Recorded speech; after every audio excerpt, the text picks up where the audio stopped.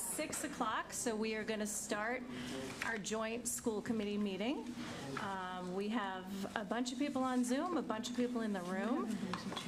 And first, I want to just apologize for the sound in the room. We are doing our best, but we're waiting for a part, so this speaker might be really challenging to hear, so I would ask if people not have conversation during our meeting, because it's really tricky to listen at the same time. So we're doing our best with the sound, but I think our Zoom people at home will hear everything properly. So I'd like to call the Concord Carlisle Regional School Committee to order. I will call the Concord School Committee to order. And we need to do this by roll call because Andrew Herchek is online, as is Aisha Alton. So back to practicing roll call. Andrew Herchek, present. Lynette Kelleher, present. Tracy Morano, present. Sandeep Pachurdi, present. Carrie Rankin, present. Brian Watterson, present. Michael Williams, present. And let me just see if Aisha, are you online? Yes. No? Michelle McDougall, present. Michelle McDougall is present, and Aisha is not online, but she's joining us by Zoom.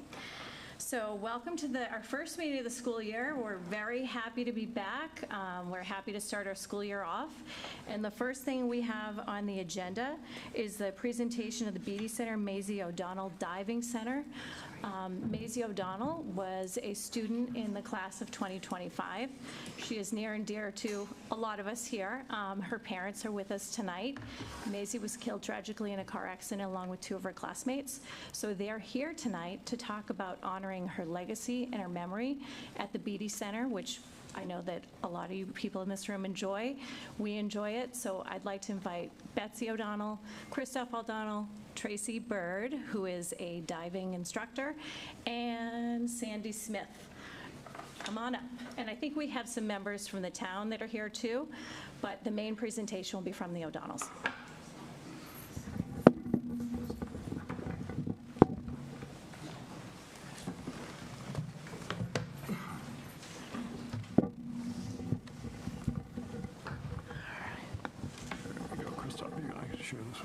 Great. Well, thank you very much, Tracy, for that introduction, and you've basically introduced everybody, so I don't have to, which is great.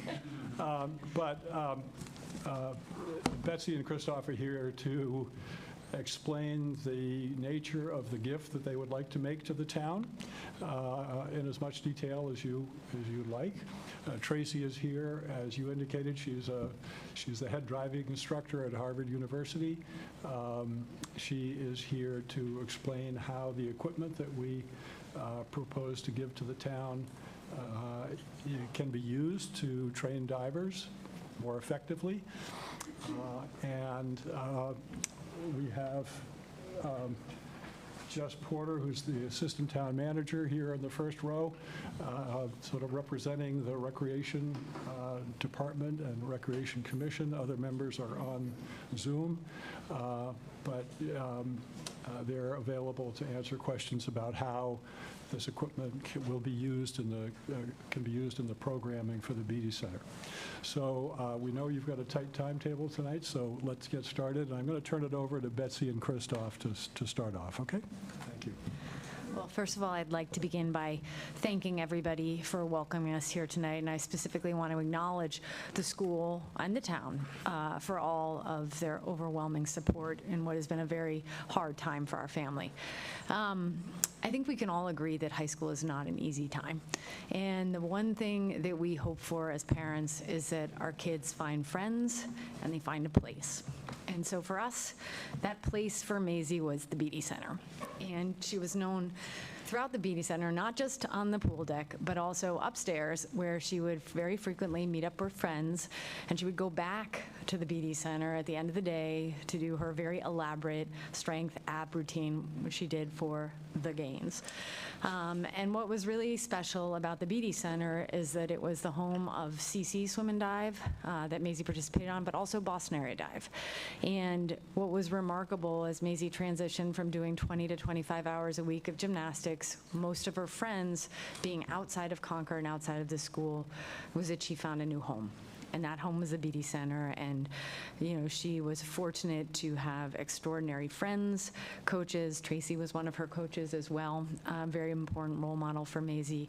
And it's very important to us as we think about what can we do that will benefit not just the town, but other kids too, who might want to find their home and their place. And so not every kid is cut out for soccer or lacrosse. A lot of people struggle to find what their place is. And what was neat about diving is that you saw so many different kids come there, not necessarily from any background, but find a place and find friends. And you didn't need to be a state champion to be a valued member of that team. And I think that's something really special about CC Swim and Dive. To be an elite diver, though, you do need equipment. There are things that we don't have. We do home the Boston Area Diving Club, which is one of the preeminent clubs in New England. And Christoph will talk a little bit about the history of CC and our legacy of champions, but to get better at diving, diving's not fun when you smack. How many of us have done a belly flop or anything else? It's not pleasant. And so there are mitigation strategies, and these involve dry land equipment, which is what we are proposing to build. Not only do they enable kids to learn to dive safely, they also are able to acquire skills, higher level skills, and it sort of mitigates the fear of smacking, and you can do it in a supervised, safe fashion. And for the kids in Boston Area Diving, they would have to travel to Rochester. We spent 18 days in California to have access to this equipment. So we feel that the addition of a dry land training facility for diving would benefit not only the divers, but all of the kids who are coming through and other area diving programs that might want to come in and take advantage of this resource that we can create. And, it would be a tremendous thing for us to be able to give back to this community. And so we just very much appreciate the opportunity to come here tonight to share with you this vision, and we hope that you will accept this gift that we hope to give to this town. Thank you. And with respect to the specifics of the gift, I'm very happy to say we've raised quite a bit of the funds already. So over $400,000 and close to 700 individual gifts, over half from Concord and Carlisle. So our community has really shown up, which has just been tremendous. And we have pledges to fill the gap to the $750 to $1 million, which is our estimate for the build cost. And that also includes some endowed funds that we would like to reserve in order to, provide for ongoing maintenance and eventually for replacement as needed of the equipment. So it's a real showing that the community has supported us, and we're thrilled to be in this position to, as Betsy said, to be able to give this gift. So. I think with that, I'll turn it to Tracy just to talk a little bit about the equipment, the specifics of the equipment. There's a slide. There you go. So this is a proposed 3D model of what it could look like inside. There's a trampoline and what's called a dry board with a landing pit, and you can see over the dry board is a harness. So it's really, that's about teaching more efficiently and more safely. And I'm happy to answer any questions. It's a hard thing for people to wrap their heads around. But basically, you can do the learning and get the repetitions 10, 20, 30 times, and you go into the water and you do it right the first time instead of crashing off the 3-meter and not being afraid. And it's safer and it's more efficient. And it's a lot of fun. And it's a great space where I see the next generation of divers, not just Concord Carlisle High School, not just Boston Area Diving and other clubs who might want to use it, but just bringing in youngsters through the facility and starting them off really young. So it's a great space to do a lot of just fun developmental tumbling and bouncing. And I was telling Sandy that when we moved here, we got a trampoline, and I said, well, I have to make sure my kids are safe, so I went to Stowe, and they had a trampoline with a harness, and that's where they learned how to bounce safely on a trampoline. So, it's definitely a resource that has plenty of uses, and I see a lot of really creative uses for the space, too, for programming. And if anybody has any questions, yes, happy to answer. First, thank you for this gift. Thank you for the community for this gift. Can you speak to how unique this is, either in the Boston metropolitan area or in New England? Well, it's, when you say unique, can you be? How many other communities have a So diving? mostly colleges have these facilities. So Harvard has trampoline and dry boards, Bentley College. You guys probably know better than I do. You've been to all of them. Maybe. Brandeis. Does MIT have one still or no? They don't. MIT does not have anything, no. BU doesn't either, right? No. BU might have a trampoline now. Didn't have it when I was Yeah.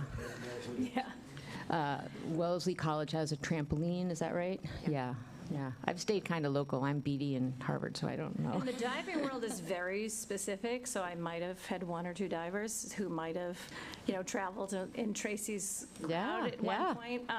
So it is very specific, but I mean, I think that when kids get on the board, it's automatically, it's fear. It's fear of getting hurt, and if you can do it in a safe manner, and that's really what we're looking for, so. Yes. The challenge with those college facilities is access. It's just, they're fairly restrictive about who they let in, and of course, the cost you got to pay for it. So at the high school level, it would be very unique. In fact, other high school teams don't even have pools, so they train with us, Westford, Acton Boxborough, they come to us. So, and a little plug for CC, we've had 21 state champions the last 19 years.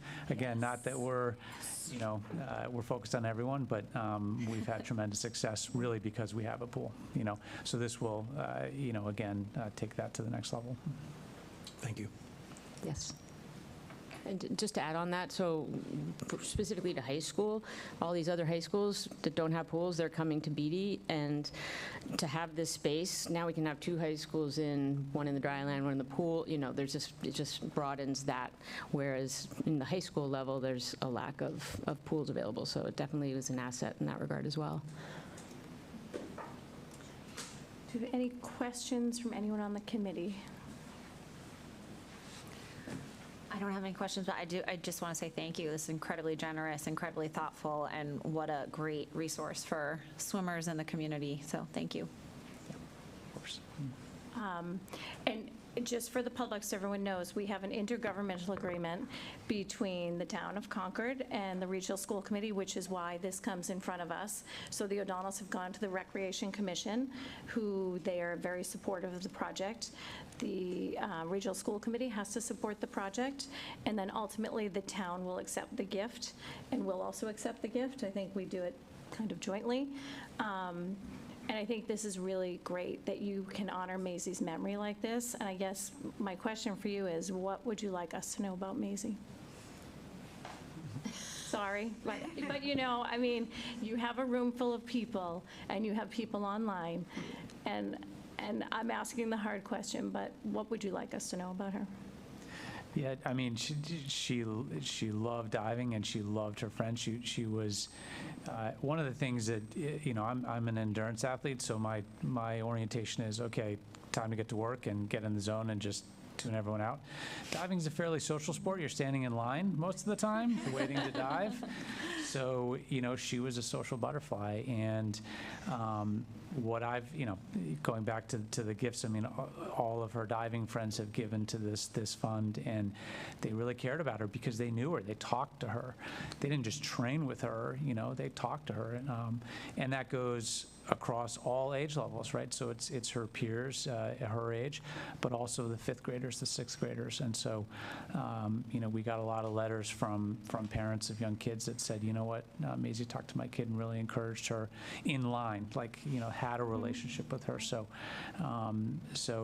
she was the queen bee of the BD Center. So she was also a fighter and really focused. She loved the craft and getting better, and it's part of the grind of gymnastics too. You gotta perfect and make little adjustments, day after day, year after year. So yeah. I think The one thing I will say is, Maisie, like all of us, was a work in progress. And diving was the avenue that she was able to really find herself. And she was a sweet person, and she was a kind person, and she was a beautiful athlete. Thank you. I really appreciate you coming here. It's a little emotional for all of us. I think we all had close relationships with Maisie, so thank you for your time. And our next steps and your ask of us, do you have anything else that financial asks or any questions for us or process? I'm looking to Sandy here. We could let people. No, I don't think we have anything. We hope we earned your support tonight, and with the description of the project. Our next step, I think, is to go before the select board and get them to support it. We hope that support from the Recreation Commission, the school committee, and the select board will allow us to finish the fundraising component successfully. And then we'll be on to feasibility planning and do the hard work of getting an actual project on the drawing board. So it's all conceptual at this point, but we appreciate your responsiveness and support. And we will keep you posted on how we're doing. And can you let people know how they can donate if anyone's watching that they feel moved to make a donation? Do you want to speak to that? Yeah, so they're probably the easiest way, unfortunately, is to search our obituary, and there's a link in the obituary to the Metro West Community Foundation. It's a donor advised fund. It's a tax deductible donation. Makes it fairly easy, but that's where you will find the link. Yeah. Okay, great. And just in terms of the committee, because I would like to send you on your way with kind of our support. So Andrew, I'll start with you. Can you I'm just going to ask every committee member just, if we are in support of this project moving forward so they can do the rest of their fundraising. Yeah, I mean, this is incredible, and I fully support every aspect of it. Okay, Sandeep? Absolutely support. Thanks so much. Lynette? Yep, absolutely. Michael? Yes, without question. Brian? 100% yes. Carrie? Absolutely, thank you. I like 1,000% support this. I'm just going to say it. Michelle? Yes, absolutely. Thank you. Well, we really appreciate it. End of the day, I know it's very heavy in this room, but it's meant to be a fun place, and that's what you would have wanted. So thank you. Thank you so much. Thank you for sharing, Maisie. Thank you.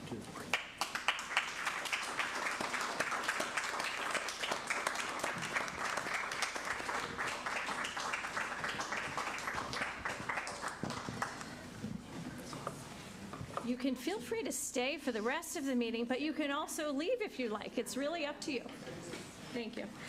Okay, so with that, we're going to move to public comment. And Andrew, I think, had something that you wanted to say before we started our public comment. Yes, can you hear me? Yes. Everyone hear me? Yeah. Shifting gears a little bit, as chairs over the summer, we received a lot of correspondence. Tracy and I were out and about. Lori was out and about, and some of the correspondence we get is very constructive and helpful, and some of it, unfortunately, is not helpful and very unconstructive. And so I just ask you tonight, as we start the school committee season, to please be respectful with the public comment. Please keep it helpful and constructive, and please don't make us look at our policy. If we can't keep it constructive and helpful and polite, we will look at the policy and try to make some adjustments to keep it. At the end of the day, we're all parents, and we want to make the schools better. And really the way to do that is get constructive feedback from the community and let us incorporate it into our policies and our rhythms. And that's my ask. Thank you. Okay, and with that, I will read our public comment procedure as I start every meeting. Our public comment period will be a period of 20 minutes. As a reminder, this is a meeting in the public and not with the public, so the school committee will not be responding to any comments. If you're in the room and you would like to speak, you can submit a blue form, which is over there, to me, and you'll be called to speak. If you're on Zoom, you can use the raise hand feature. When called to speak, please state your name and address before you speak. We will go every other person, starting in the room with the comment and then going on Zoom. And you will have a time limit of 3 minutes, and Carrie Rankin will be our timekeeper. So with that, Ellen Quackenbush. And you can use the standing microphone. Yeah. Yes, the standing, thanks.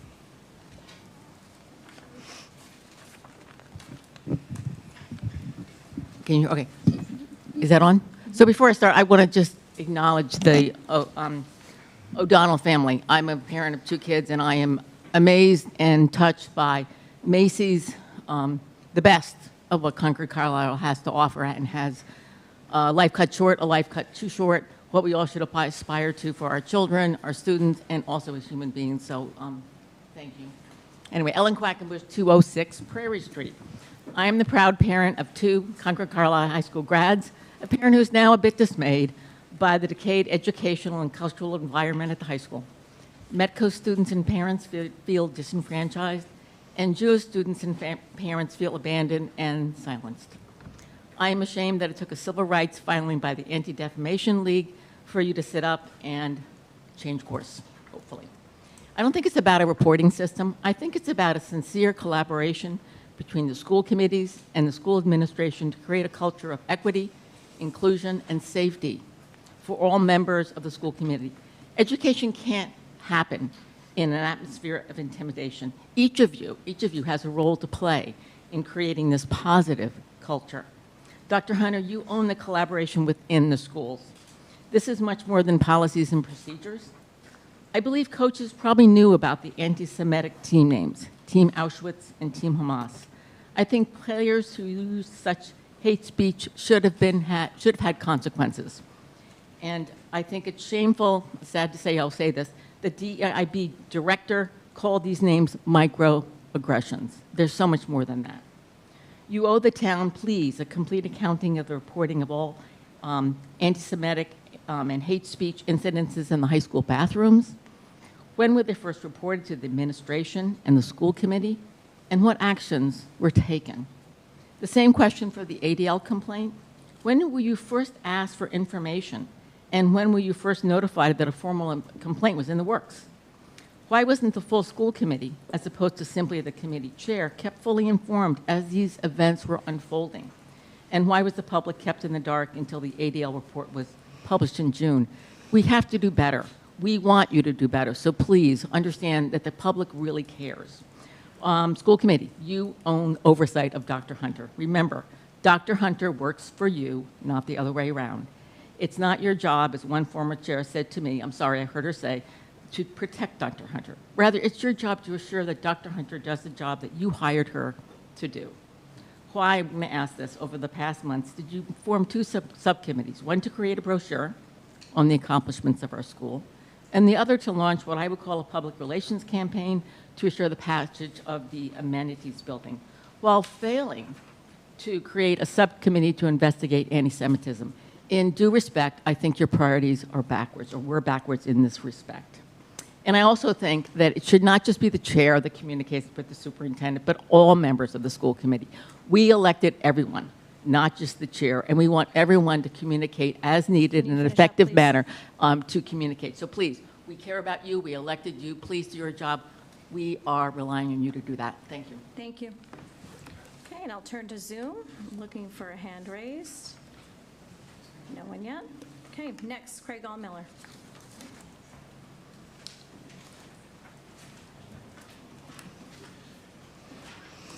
Craig Allmiller, 27 Lang Street. I'm reading from the U.S. Attorney's Office, District of Massachusetts website, press release August 14th, 2025, so that's very recently. Boston.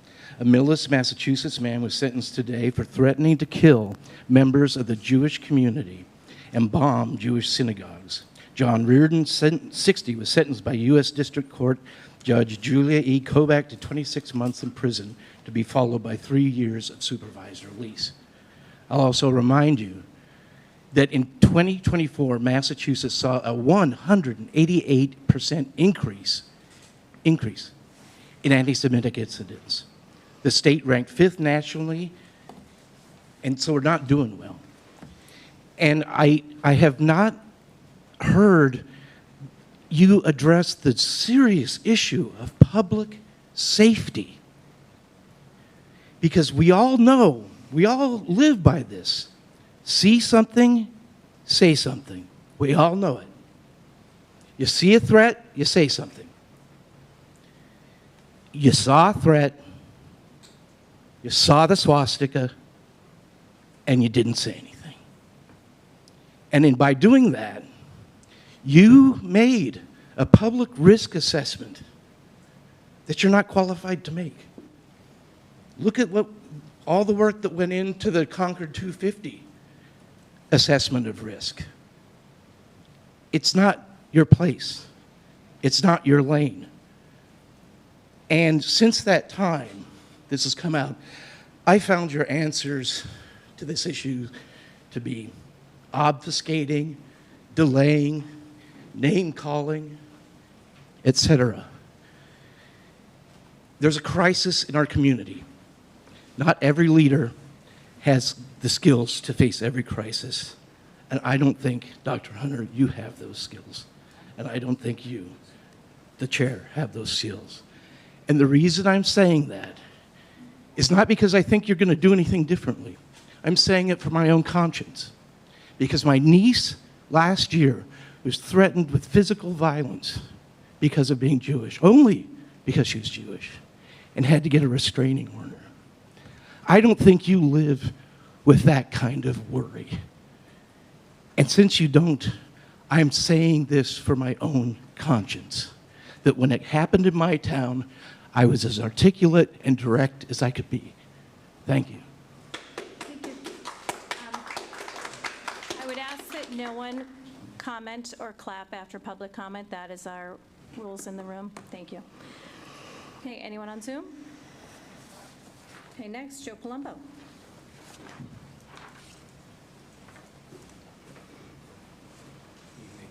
Joe Palumbo. I live at Black Horse Place. I'm a resident of Concord, but I am speaking for myself this evening. I know many of you on the school committee don't have a direct experience in the field of education, so I offer my comments tonight to help you understand from the eyes of an experienced educator the crisis that we're facing in Concord schools right now. Just so you know, I've worked for decades as a classroom teacher, a school principal of a K-8 school of about 1,000 kids, a middle school principal, a high school principal. I served as superintendent and assistant superintendent, serving principals of about as many as 14 schools and their staffs, doing the supervision for those principals and those schools. I've worked providing leadership coaching and training to superintendents and district staff. I've worked with I've worked throughout the state of Massachusetts, almost in every state in the nation, Canada, and military bases overseas, directly with school superintendents. I've trained over 100. And I'm here to tell you tonight, from my perspective and my professional expertise, there's a crisis here in our district. The first red flag for me was in 2022 when I heard Metco families speak at school committee demanding a better and more timely response to their concerns and witness how they were responded to by the superintendent and the then school committee. In 2023, I was troubled by the well-publicized complaints of the Adunzi family around the repeated racist attacks on their son and their dissatisfaction with the superintendent's response.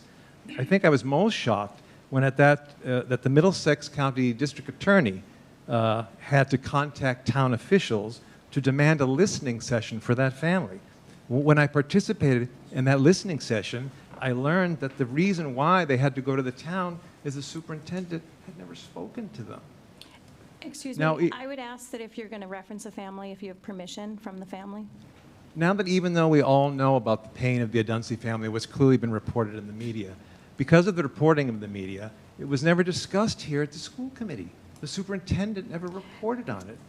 Issues of race and achievement gaps like this continue to surface, including the ongoing concerns of the Metco families, which led this year to the resignation of the Metco PTG and the high school representative to the Metco from Metco because of the lack of communication from the superintendent.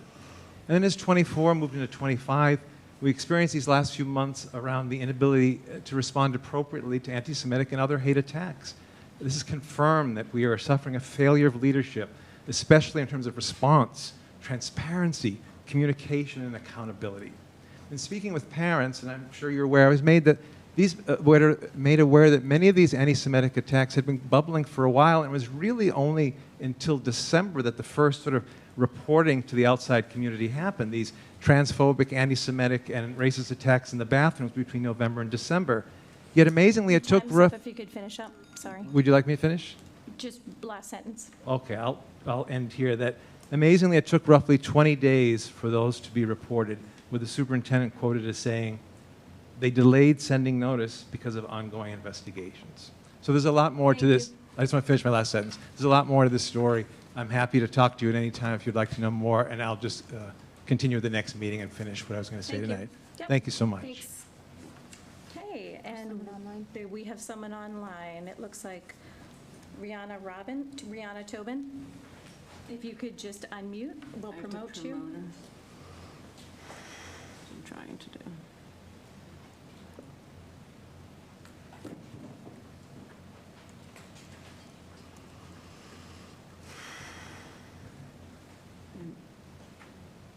There we go. Okay, Rihanna, you will have 3 minutes.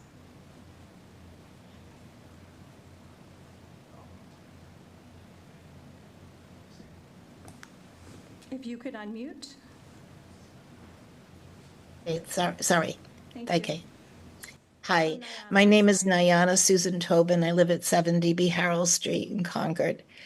And I have a question. I understand that the curriculum, the Concord Carlisle curriculum has an anti-hate statement, an anti-hate curriculum. I'm not sure what that means because I haven't seen it. And I'm feeling that I have a major question of why does the anti-hate include other cultures and people from other minorities? I think there's a big misunderstanding. And as a Concord citizen, I have not been privileged with having very much information about what's going on and how I can participate. Thank you. Thank you. Okay, we'll go back to the room. Okay. Robin Goldstein. Yes, I have horrible handwriting. Thank you, that's okay. It's a doctor's handwriting. My name is Robin Goldstein, and I'm here to talk to you about the anti-Semitism steps that you're thinking about adopting, and I urge you to adopt. I speak to you not just a Jewish woman, but as a mother and a retired teacher. Since October 7th, anti-Semitism has surged in ways I never imagined I'd see in my lifetime. I think twice about wearing my necklace at Star David. I wonder if I go to a gym or salon, if they'll treat me differently if they know I'm Jewish. At night, I lay awake worrying of the hatred my children face and whether we're watching history repeat itself. It's not paranoia, it's a pattern we've seen before. The hate we see against Jews is continuing to grow. The anti-Semitism plan you have is strong and should be adopted. One of the most dangerous lies we hear today is we're not anti-Semitic, we're just anti-Zionist. But this is not a new idea, it's anti-Semitism in disguise. Denying Jews the right to self-determination in our ancestral homeland is anti-Semitism. That's why the IRA working definition is so important. It draws a clear line between legitimate criticism of Israel and hate against Jews. Zionism is not extremism. It's the belief that the Jewish people, like all people, have the right to live freely and safely in their historic homeland. Judaism and Israel are inseparable through our prayers, our holidays, our language, and our history.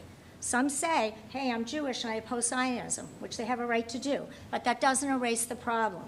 It's like one person saying it doesn't reject thousands of years of connection. That's like saying I'm Catholic, but I reject the sacraments, and then expecting the church to do the same. Judaism is rooted in the land of Israel. It's part of who we are. The IRA definition doesn't silence criticism. It simply defines hatred so we can recognize and confront it. The fact that we hear globalized intifada and the fact we see such an increase in violence against Jews, harassments against Jews, shows that anti-Zionism truly is anti-Semitic. We need to recognize this new form of anti-Semitism. I'm a retired teacher, and I spent my whole career making sure that every single student, regardless of race, religion, or anything else, had their due say and felt comfortable and they could achieve what they want, which you can't do if you don't feel included in the school. This includes now our Jewish students who are the most vulnerable. This isn't about politics, it's about safety, it's about inclusion, and it's about survival. So I urge you to adopt the steps to combat anti-Semitism and let Jewish students know they're seen, they're important too, and that they are safe. Thank you. Thank you. Okay, please, no applause. Looking online, no more hands online. And next, we have Court Booth.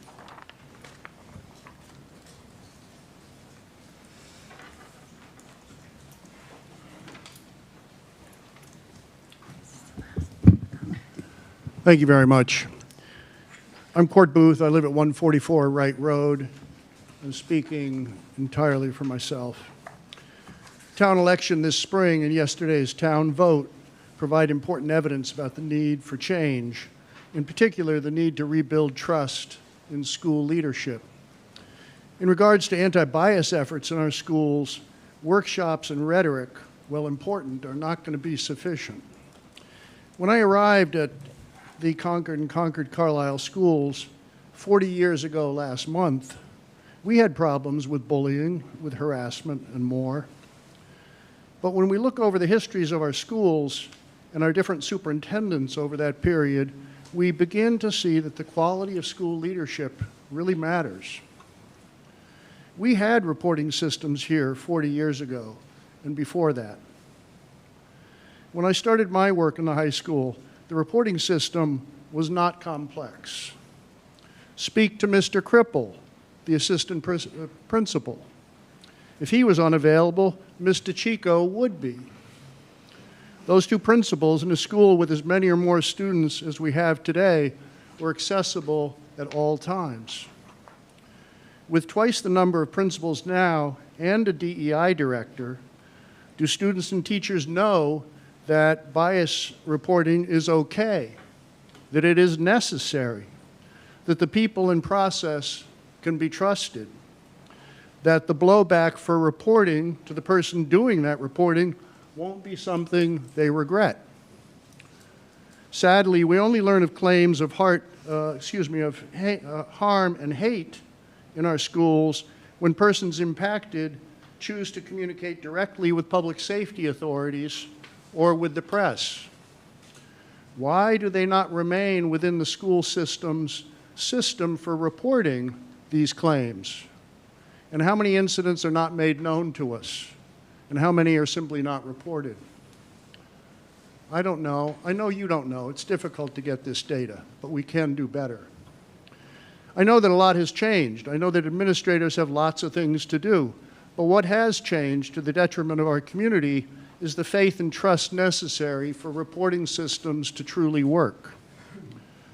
Teachers and students knew decades ago that reporting was the right thing to do, that they could locate Mr. Cripple and trust that he would follow through wisely and promptly, that a person wouldn't regret their choice to recognize and report possible harm. Let's regain that capacity. Let's support the leadership development necessary to make change so that students can go to school without fear. They deserve to bring their full selves to school every day without fear of harassment, hate, or ridicule. We have reporting and response systems. What are the barriers that make them inadequate? To find out, school leaders will first need to believe and demonstrate that they are accountable. Then they might examine their leadership practices and make them better. Radical welcoming, the kind of engagement that embraces other members of the human community who are quite unlike ourselves. Let's try it. Thank you. Thank you. And we have one more public comment, so it will be in the room. And then we're going to close up public comment. Aris Apollos.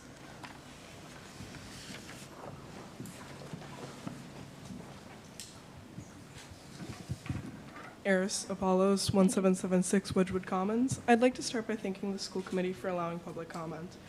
My name is Eris. I'm a 13-year-old currently in the Concord public school system and an organizer with the Concord Coalition for Palestine. I will be directly speaking about the Special Commission on Combating Anti-Semitism and their findings. A majority of the Special Commission on Combating Anti-Semitism's findings mention Israel or Palestine. I'm not sure how that has any relevance when it comes to protecting Jewish students in our school system. I've never cared if someone is Israeli or Jewish. What I care about is if you support the same military that is currently committing war crimes and genocide. What I care about is if you support the same ethno-state that is currently attempting to erase Palestinians. Nearly all the evidence that the Special Commission on Combating Anti-Semitism uses is either from the Trump administration or from the ADL. There is not one person in this room that can convince me that the ADL cares about Jewish individuals when they turn their back and defend Elon Musk after he had hit his Sieg Heil. The ADL had called it a, quote, an awkward gesture in a moment of enthusiasm. I'd like to end on one final note. When you learned about the Holocaust, I assume you said something like, I'd do anything to stop it. Well, by adopting an IHRA definition, you would be silencing the students who are attempting to stop an ongoing Holocaust. Thank you for giving me the ability to speak tonight, and Free Palestine. Thank you. Okay, and with that, we will close up public comment, and I would welcome any public comment. Can also be made through email to the school committee. The address is on our website. We consider all correspondence public comment, and every member of the school committee and Dr. Hunter will see it. So with that, we will turn to our superintendent's update. Thank you. I certainly have more to say on some of the topics that have been brought up, but that's later on in the agenda, so I'm going to be quick and stay at a high level. I'm looking, it's that time of year. We're opening school, and there's a lot of activities that accompany that. So this week, today we welcomed 18 new teachers, and we're able to orient them. Shelley was lead on that, and spent some time with them, and for the first time ever, we brought children in to talk with them on their first formal day in the district, and 9 children spent an hour really reflecting on what's working, what they hoped for from teachers, what they valued in teachers, and it was a really productive conversation. And I just think it's so important that I stress student voice in all of the things that are on our plates, and that is a primary and important goal for us, and has been, and one that we will continue to foster. So we're trying that in some new settings. I will follow suit by having students front and center at the Welcome Back on Monday morning with the entire staff, sharing joyous experiences and what made them joyous to the entire K-12, pre-K 22 faculty on Monday morning when they return for the 25-26 school year. We're really excited. We're going to hold that at the Ellen Garrison Building at Concord Middle School for the first time ever. It's going to be tight in the auditorium, but it seemed really important that the entire staff get access to the space and really celebrate this community's accomplishment. And what a beautiful school. We're in the late phases of wrapping that project up. We will be complete October 15th. The fields are going in, as you, I'm sure, can see. And we really want to start the year off right with really acknowledging the amazing facility that this community has provided. We will be talking a lot this year on literacy, kindergarten through 5th grade. That is equity work, ensuring that all children are getting the same experiences in classrooms, and that our Tier 1 instruction is able to reach all students. In really great news, and Shelley gets the credit for the grant writing, we received a grant that was publicly announced today of over $360,000 for this effort, and that will subsidize the budget for materials and professional development and provide us access to a whole new level of coaching that the state is supporting with the same consultants across different communities. So there's a really important experience coming up here as we bring together a common K-5 literacy experience, first this year and then following next year. And that work is about closing achievement gaps, no question.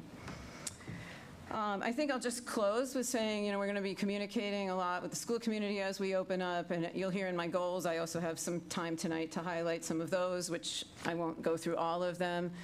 But I think it's really important to name that, our connection with the community at large matters a great deal to us. I've met with a lot of people this summer on some of the topics shared tonight, but on other things too. And I think we're going to be really looking for ways to open up that communication so that the community has dialogue with us on what they're hoping for, and valuing in the schools and, what we need to work on. Everyone has areas of growth. We don't deny those and are really ready to do that with feedback and input. That's been the tenure of my whole term as superintendent. Us working in a vacuum doesn't mean that we're hitting what we were trying to hit without that circular response. So you'll hear more on that as I talk on my goals. But we're really excited for the kids to come back, really excited to get back to our routines, welcome the staff back, and tackle what's ahead of us for this next school year.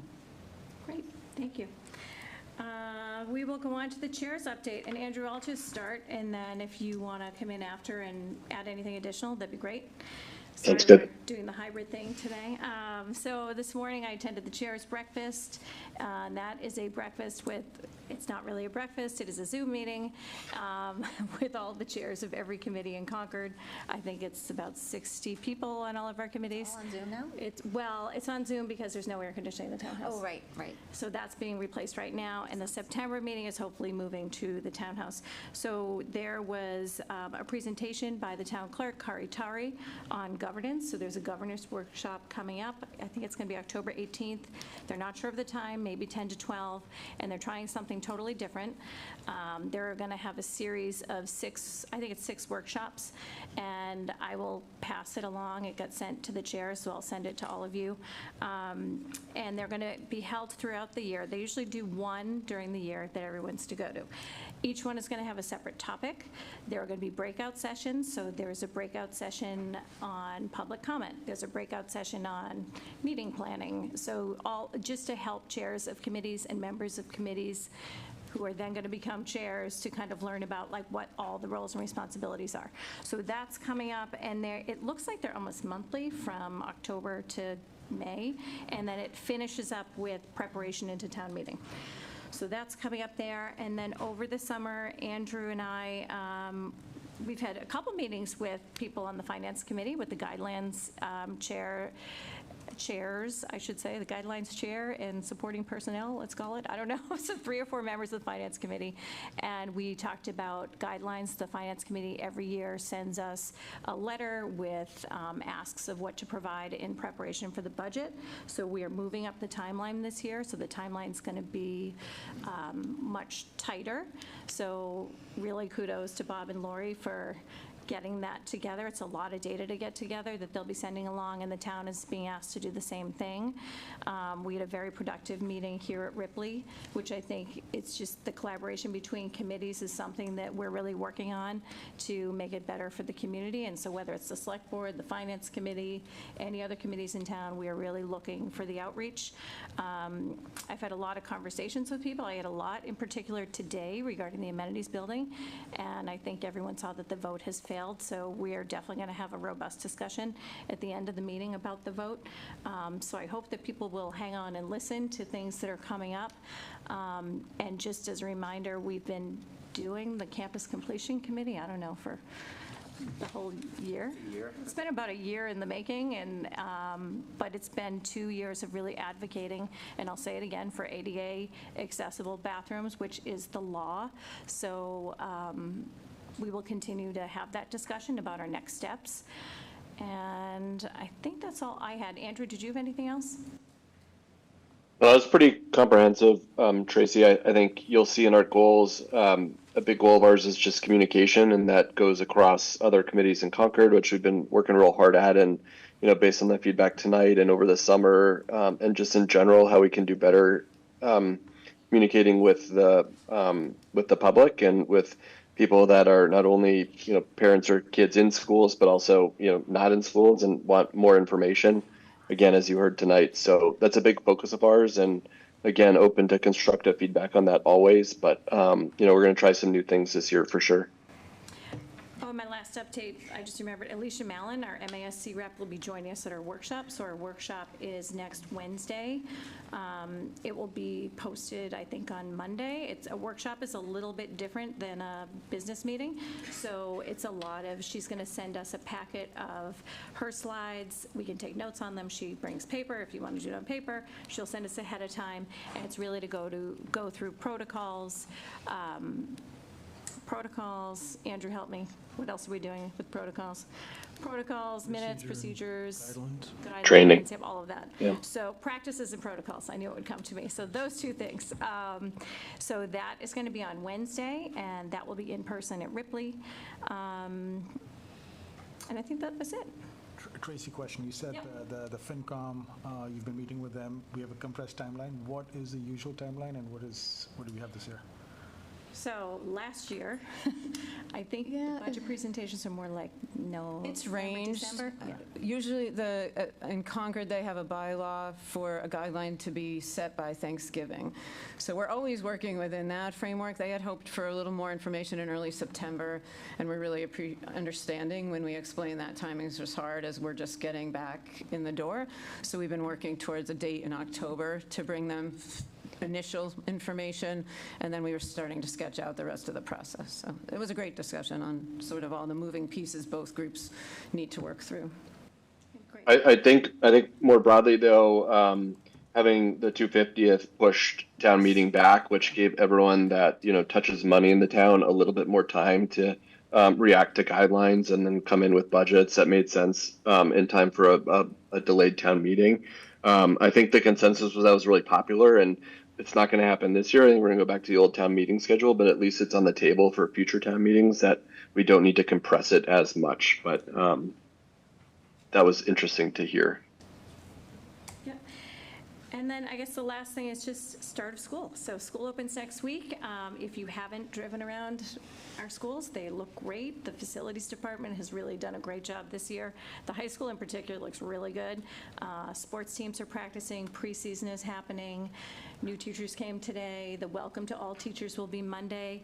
Our high school students, for those of you that are new to the committee or even new to Concord from Carlisle, high school students, 9th graders, come the day before school starts, and then the rest of the school comes from on a Wednesday on. Wednesday, Thursday. Fridays off, Mondays off. So 2 short weeks. And middle school tours are happening. Yeah. Just 2 things I wanted to mention that I neglected to. If you haven't been to Thoreau, this committee heard the presentation in the spring of the $600,000 they raised. The playground is almost done. It went up really quickly over the last couple of weeks. It's worth a drive-by to see how amazing it is. We've begun to start work on the field on the other side of the campus and really moving that along. So just thanks to the fundraisers, community preservation has funded a lot of the other work, and we're just making a lot of great gains there. And then just finally, MECO, I want to just name, and this will come up in my goals, but we're onboarding we're in an interim CEO for MECO HQ. And we've all started to meet with her and collaborate with her. There's a search process going on for a leader to replace Millie. And our back-to-school night for MECO is Monday night in Boston, and I'll be there along with representatives of the administrators and, of course, our 2 MECO directors and assistant director. And we're really excited to welcome families back in the city. Have you heard a location on that meeting yet? Kroc Center is my understanding, yes. Okay. I was asking around today. I wasn't Okay, sure. we'll clarify that, Michelle. Thank you. Thanks. Great. All right. Okay, so with that, we will vote on our consent agenda. So does anyone want to pull anything off the consent agenda? I don't think I need to pull anything off, but I sent a note about a couple of typos. Yes, typos. So we're going to fix the typos in the minutes. And then, Michael? Is the handout still part of the student handout still part of the consent agenda? Yes. There are some issues there. I want to have that pulled up. Okay. So we are going to take off the minutes of the July 22nd meeting? We'll discuss the addendum. Yes. So we have to pull the July 22nd minutes off and the student handbook off? I don't think it was July. It was both. July, It was both? July 22nd. Okay. Yeah. All right. Yep. So with that, I'd entertain a motion to approve the consent agenda. So moved. Second. Any discussion? Okay, roll call. Percheck, aye. Morano, aye. Shardy, aye. Rankin, aye. Did we miss? Oh, do we miss Lynette? Sorry, I skipped you. Go ahead, Lynette. I skipped you. It's okay. First time in here. Oh, Kelleher, aye. Still learning the alphabet. Watterson, aye. All right, and with, Williams. Okay, we'll get it. So, Perchek, Kelleher, Morano, Pishardi. Rankin. Oh, I'm Rankin. No, okay. I'm after, yeah. Watterson, Williams, okay. All right, we got it. Sorry. First meeting on Zoom. Okay, so the July 22nd meetings, so I sent an addition that Michael proposes for the July 22nd meeting. So with that, I would entertain a motion to approve the minutes from the July 22nd meeting with the addition. So moved. Second. Thanks, Sandeep. Okay, discussion. And I'll turn it over to Michael. I'll start with you.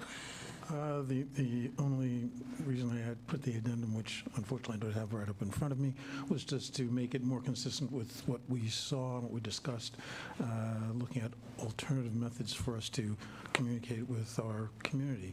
A bit more to and fro, rather than solely by print, looking at radio, podcast, and other methods, including in person throughout the community, so there could be a sense of to and fro, which I think the community craves. And that was part of our discussion. I think just adds that and makes it complete. Okay, thank you. Anyone else? Any other comments? I would love to just, can we table this until the next meeting? Only because I reread the minutes, but I haven't had a chance to go back. I don't remember that, and I'm not questioning you. I just don't remember it, and we got this yesterday, and I just haven't had a chance to go back and watch the video. Certainly. And I don't doubt you. I also had like just a couple of like wording. I would love to just like make it like a little more concise, because it was a big discussion about one thing versus a broader conversation about, because I 100% agree with you. I talk about communications a lot, but I don't think that was the intent of this discussion. If that was in my memory, and again, I'd like to go back and watch it. Okay. So I would ask that we table the vote and just hold it until next meeting, if that's okay. Okay, so. Do we have to vote on that? We actually, I'm going to ask Michael if he would withdraw his motion, and we will pull this off and not vote on these minutes. We have a meeting next week where we actually can do that with Alicia, which actually might be really helpful to walk us through how we make changes to minutes publicly. I think it's actually probably a good idea to do that. I'm fine with that, if you're fine with that. Are you okay with that? Sure. Then I will amend and withdraw Yes. my motion to allow the entire committee to look at the video and then reconsider the amendment and vote on it at a later date. Awesome, thanks. Great. Thank you, appreciate And that. I'm just going to take a look around the room. We're all good with that? Okay, Andrew and Aisha, you good with that? Yep. Okay. All right, so on to the handbook, the student handbook edition. So, Well, the concern I have is we were told at the June 10th meeting that non-substantive changes would be made in the handbook to make it set for the 25-26 year, including aligning text to current policy, correcting minor details, updating names, removing references to Sanborn, updating the new middle school address. As I went through it, I found that the new school, our middle school, was addressed as Concord Middle School and not as the Ellen Garrison Building at Concord Middle School. And mindful of everything that we went through in 2024, not having that information just as part of the moniker for the school, so that our students know it, our community knows it, loses her significance for our community. So I just request that we pull it so that we have an opportunity to look at it and make certain that at least the school is named appropriately, and then that we also look at other official documents to make certain that at least at one point that the school is named appropriately. That's pretty much it. okay, so I'm going to turn it to Dr. Hunter first, just on what we need to do with the handbook, as school is opening this week, so you can. Sure. There's one change that maybe we can split things up so that we can talk on the piece that's required and then talk on that discussion.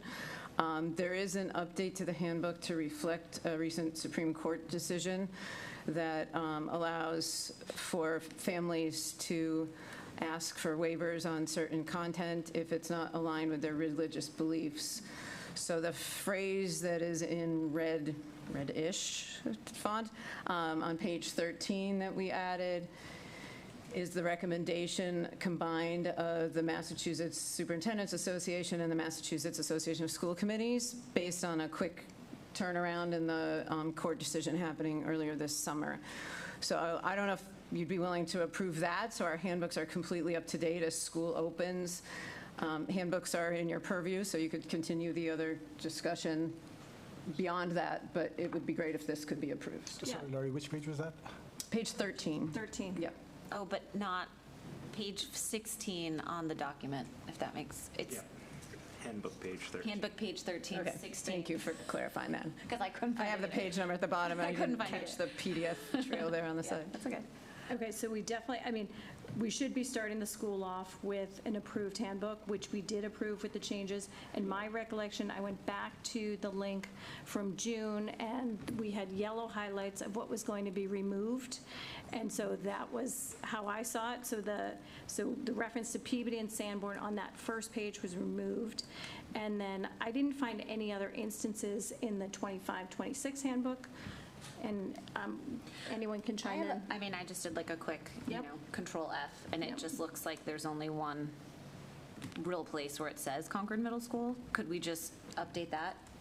Could we I can give you the rationale for why we did it that way, and it can obviously be up for discussion. With the state and all the other formal organizations, based on the way things played out, legally, it's Concord Middle School. We have a state ID number attached. All of our formal reporting happens under that. We clearly appreciate and understand the importance of the Ellen Garrison building at Concord Middle School here in the community. We use it a lot and use it regularly, especially among the middle school students and families, and we can show you lots of examples of that and make sure it's right in front of the kids. And Ellen Garrison's even in my goals this year to make sure we're really integrating her into the fabric of the middle school. But that was the reason why this is a legal document, and I thought it made sense to align the names with the legal entities that we have to report to. Okay. But you up for discussion? Okay, so what I would do is I'm going to entertain a motion to approve the 2025-2026 handbook that we received. So with no changes. Including the red text on, Including the red text, the changed red text. I'm going to start with that. we would need this for next week, right? Yes. Yeah. That's why I'm going to And is entertain it- a motion to approve the handbook as is, and then we can have some discussion at that, but Wait, and is the red text, sorry, I'm trying to get back to it. Is It's it? on page 13. But is it, that is part of our policy, wouldn't we have to update the policy? No, the recommendation right now from both organizations and the legal counsels that work with them is to change handbooks for the moment. And then I think go it's back a- and adjust the. Maybe. They have not said we should rush to do that. They think we should do it here right now. I think it's a symptom of the fluidity that's happening in Right. DC. People Yeah, are trying to yeah, give us a that way makes to sense. anchor ourselves legally without Yeah, losing track of what we're doing. okay, okay. I make a motion to approve the 2025-2026 handbook as presented tonight. okay, and do we have a second? I'll second it. Okay, discussion. And now I'll open it up to the committee to discuss. Does anyone want to start? I'm actually still uncomfortable with that simply because if we look at page 1, I believe, when you identify Concord Integrated Preschool, in parentheses behind it, you have Ripley. So we can identify Concord Middle School, in parentheses, we can put Garrison Building at Concord Middle School. I think that is an important connection to be made for our community. And just as important as getting the parental rights So I would actually press for that. Okay. All right, and I'm going to go around the table and ask Andrew also, so Sandeep. I'm good. I'm good with that. I think. Oh, I'm sorry, Tracy. No, it's okay. It's always awkward. Okay. All right. Well, I started talking. Maybe I'll just finish. It says Ripley in parentheses up an integrated preschool, and then if you look in the central office, it says the Ripley Administration Building. So perhaps it's Concord Middle School phone number, next line, the Ellen Garrison Building, something like that. Okay. So that's a little bit different. Oh, no, I think he was saying the same, right? But no parentheses? Yeah, in parentheses, just like. Well, in parentheses. It's just if you look at the integrated preschool, it's parentheses Ripley. If you go down to the bottom in the central office, it says the Ripley Administration Building. So I'm good with either of those, whatever we want to do. Okay. Thank you. I see underneath. The intent is, again, to identify the building as our community knows it, and then gives you the opportunity to have the state ID recognized. But I think if we're going to be introducing this to our community and understanding of recognizing those previously unrecognized, we need to do that. Okay. Carrie. I'm fine with that adjustment, putting, I think I like the, Michael's suggestion of putting it in parentheses next to it.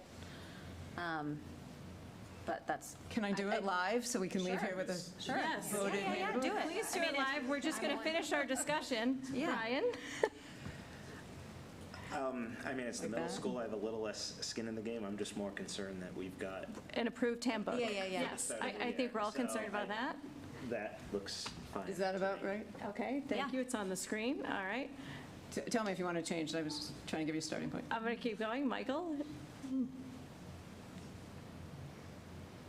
It'd be cumbersome to just add the whole thing at Concord Middle School in parentheses.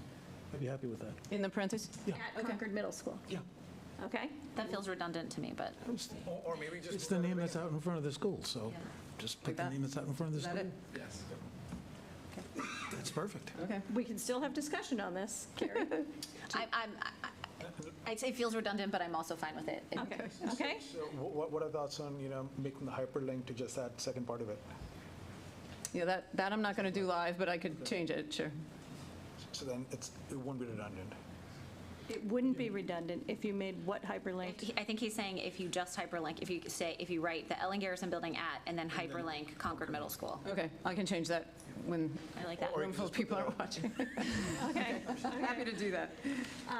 Lynette? Same with Brian, just, yeah, let's. All right, all right. So Sandeep, you, for the hyperlink at the end? So I guess what I would do is just put the Ellen Garrison Building in front of the hyperlink right now. So that's kind of what I was suggesting. Oh, move it over So here. you would delete that. it, Concord Middle School. But then are we losing the legal name requirement Well, for the state I think document? what he's saying is you would say the Ellen Garrison Building at, and then the hyperlink, the only thing that's hyperlinked is Concord It's Middle Concord School. Middle School. Okay. That's if I'm hearing you correctly. But again, I don't know. So move the hyperlink here. Yes. Parentheses. Correct. Okay. I'm fine with that, too. And I'm good with that. Should we put Okay. 2 hyperlinks? I mean, what are we doing? No, we're just doing one. hyperlink. We know what we're One doing. hyperlink. We know what we're doing. Okay. One hyperlink, but it has the name of the school. Yeah. And satisfies the legal requirement, so. Okay.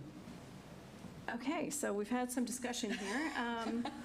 So I'd entertain a motion to amend this, the motion that Brian stated with the changes that we made in the meeting.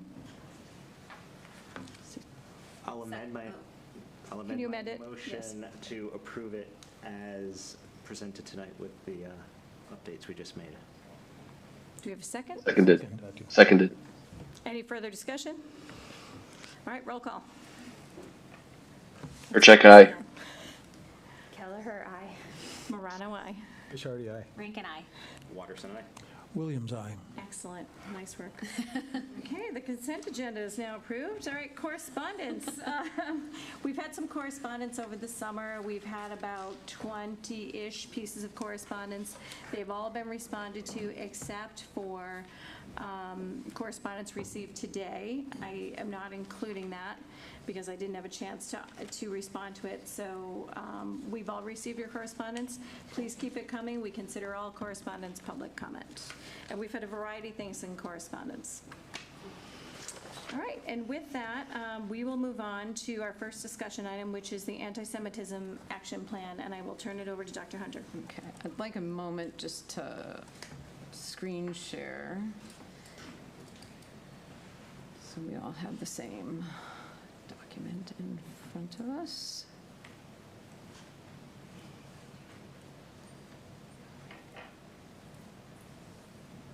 I'll just, might as well reference this while everyone's in the room. We have posted this as its own tab on the DEIB website.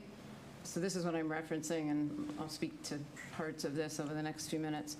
I just want to stress as we start, this is a starting place. I've been here essentially, no slight to the folks next to me, but I'm pretty much by myself this summer. The administrators aren't here consistently, certainly not all of them at once. We've only been back together again since Monday. We don't have staff available. We don't have children available. We don't have families easily available. So we've had a lot of great discussions with the folks who are available and continue to have those discussions. And part of the plan is to continue to have those discussions, but this is a starting place. I've already had really good feedback as I've started up those interactions, and I think there's more to flesh out here, and just want to name that.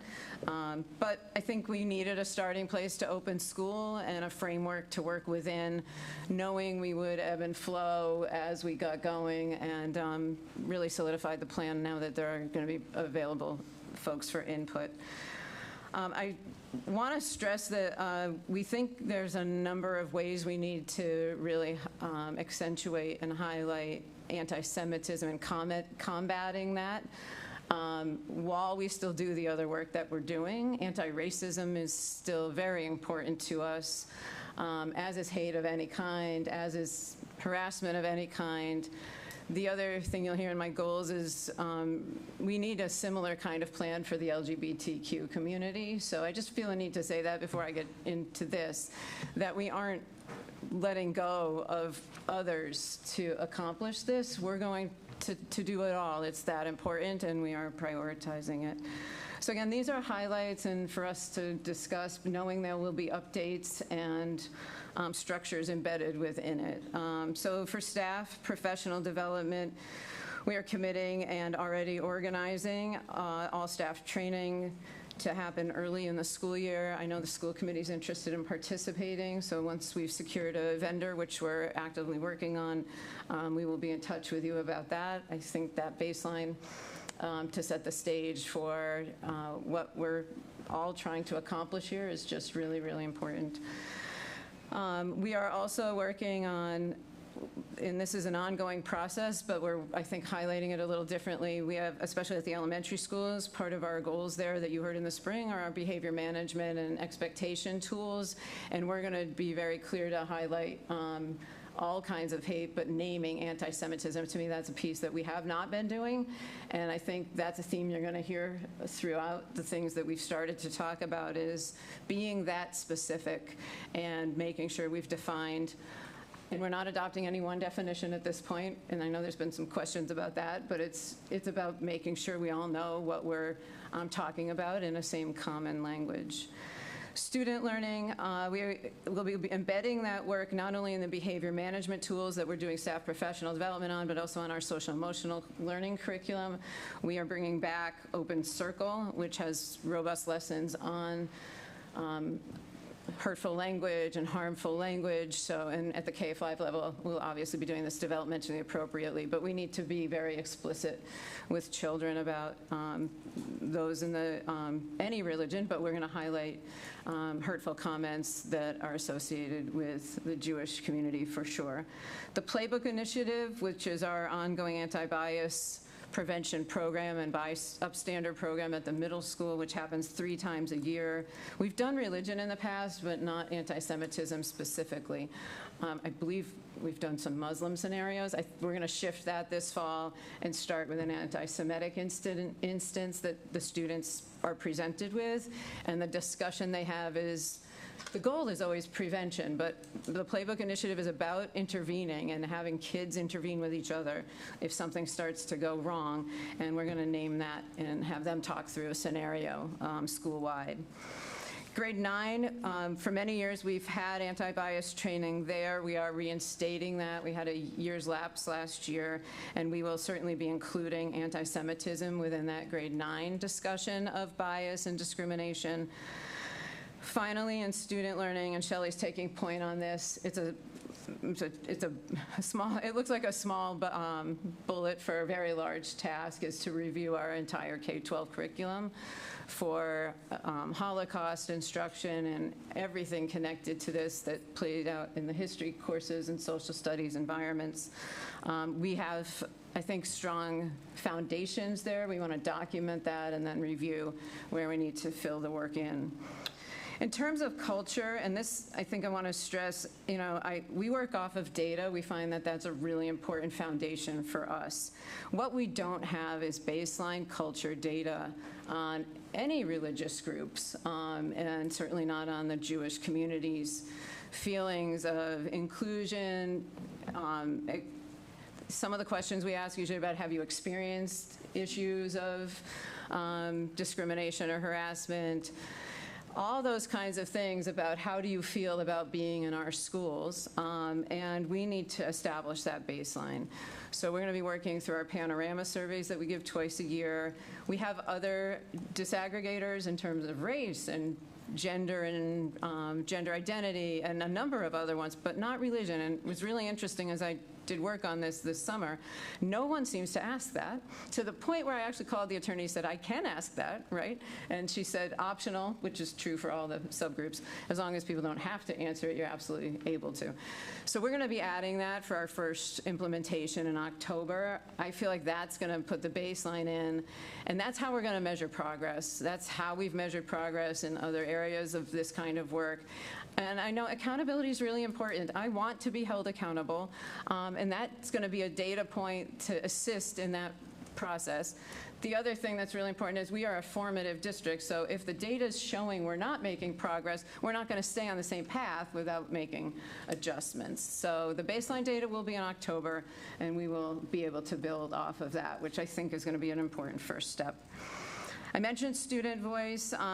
We have already met with 3 students at the high school last week who are interested in being initial leaders of the Jewish Student Union. We're really excited for what that opportunity will be as a starting point for student voice. I've heard so much over the last month, kids don't disclose that they're Jewish, and just how do we make that a welcoming part of who they are and something they are proud of and want to share. And I think the Student Union is a start to that. We'll also be looking at Jewish Heritage Month and other ways to celebrate Jewish culture and contributions. Relative to fiscal resources, because it seemed important to include that, especially with some grant work that we've done, and actually we got notified yesterday, we applied for a hate prevention grant from DESE, and yesterday, again, thanks to Shelley's magical grant writing and a very quick deadline, we were awarded yesterday preliminary $35,000 at each district to fund the work that we're proposing. So that is going to be a really valuable resource. It takes a lot of the pressure off of how do we reallocate funds or things like that. And that's in addition to the other grant that was submitted. Yeah, I was going to mention that in a minute. We also collaborated with some of the groups that are in town, anti-Semitic groups, and I don't have the details in front of me, but we were able to put in a letter of support for a grant to fund student-focused activities in the schools. So we're excited about that, and I think the DI Commission supported it. It was a really nice joint effort, so we'll be waiting to hear on that as well. And community, and I want to stress, we know we need to continue and engage with the community. I will early in the year be offering focus groups to parents We've had one or two small ones, but I want to be sure everyone feels included to that. I think there's a need to do that with a number of groups, but we'll certainly be starting with those of Jewish background that want to engage and making sure we've done that. I think we're debating some community sessions and conversations too. I know this forum is so frustrating because people come and want to really engage in the conversation, and we sit here and they sit there and they talk, make public comment, we don't respond, and just what other avenues do we have where we really talk with each other seems important to figure out. Ongoing collaboration with the town leaders and committees, I think that's been a positive of this summer, is the Select Board and DI Commission, and really trying to partner with them. And then I will be creating a district anti-Semitism coalition of varied stakeholders within the school system and community members. I would want them to meet 3 times a year, and that really is meant to be another vehicle of accountability and communication, that we set the stage for the year and what the plan is looking like, meet mid-year and talk on where we are, how it's gone, any adjustments that we're making, and by the spring reflect on progress. Hopefully we have some metrics to show where we're growing and reassess what else needs to be done for coming years. So that's the big picture.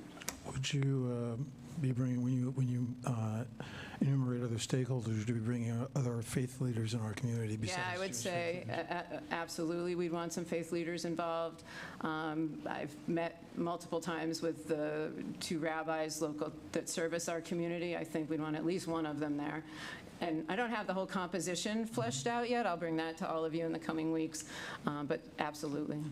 I'd suggest that relying on the Jewish community certainly gives their input, but we have the wider community, and each pulpit or temple or mosque needs to be spreading this so that we can make the community better as well. Yeah, so I'll be bringing you the proposed composition for your feedback probably in September.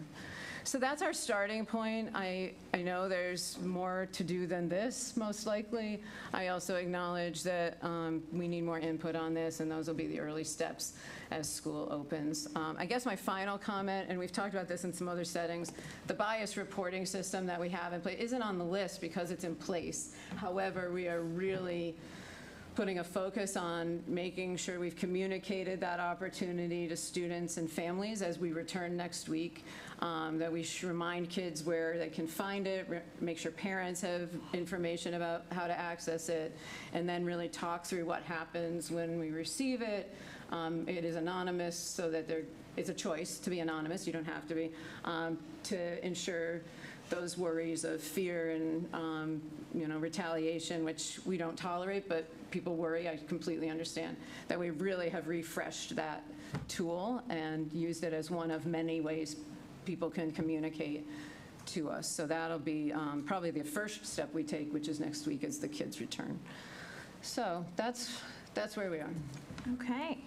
And with that, some discussion. Yeah, go ahead, Sandeep. So Nori, this is a great starting point. Microphone, yes. Right. It's a great starting point. So thank you for putting this together. You mentioned a review of the curriculum, right?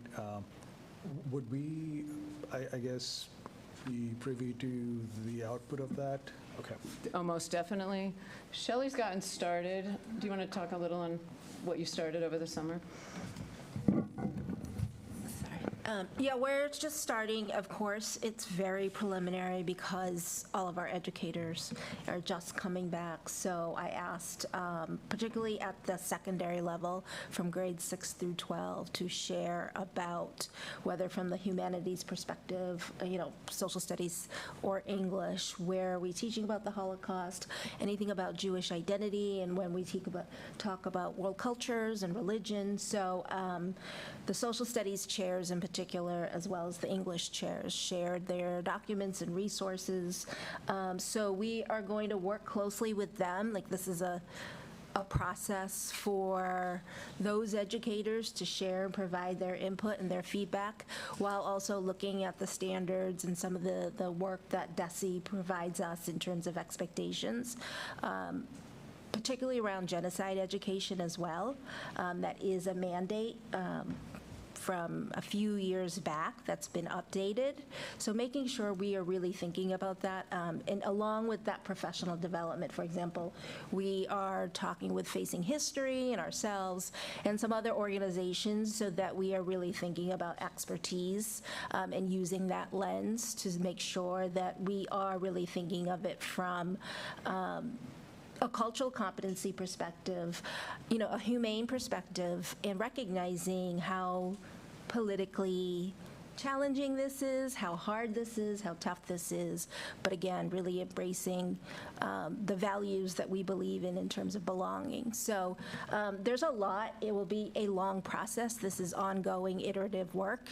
It does not end. It's not a one and done. We've been talking about curriculum reviews and just that K-12 cycle for all of our domains, and really making sure that as new information comes, history is living history. Therefore, we always have to think about what has changed, what needs updates, what needs a new lens. So that's our opportunity to look at that. And again, using some external experts as well, just to support us in that. And just, making sure we do it right. In some of the work we've done in the past in terms of Black history and in different contexts of how that was being instructed, while we took it so seriously to make sure the information was getting to students, we inadvertently made some kids uncomfortable because we didn't take the time to talk with teachers on delivery and how do you do this in the way that kids feel supported and, welcomed in that engagement and not sort of spotlighted or, shown upon. So I think, making sure we do it so that it's the benefit we want and not any inadvertent harm is just so important too. I have a follow-up on that question, or that point you just made. I think, obviously, we're doing this for our community, but also for the kids in our schools. That's the focus of that's why we are here at this table, in large part. So I'm curious, they've not been in the building. We've not been able to talk to them. I'm curious how you're thinking about kind of re-engaging with the kids around, they're aware, especially the older kids, of some of the feelings over the summer.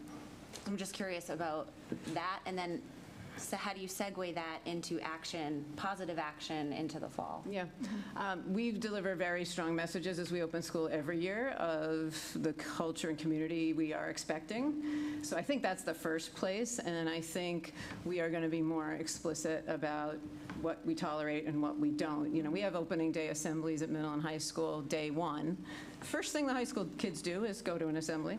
And while it's feel good and welcome, it also lays out a lot of the expectations. And it's going to have to be in that conversation. And I'm still we're talking with principals at exactly what that will look like. But we need to be very clear about the environment we expect for all kids. And coming off of this, we will name very specifically that we don't tolerate anti-Semitic acts. Yep. And remind them that we never have and we're not going to. So that's the first stage. There's a lot more to talk about, obviously. Can you promote Aisha?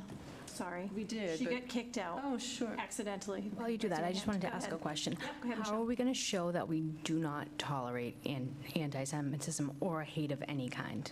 Like, how are we going to show that zero tolerance? In action, yeah. In action. What is that going to look like? Can I follow on Michelle's point?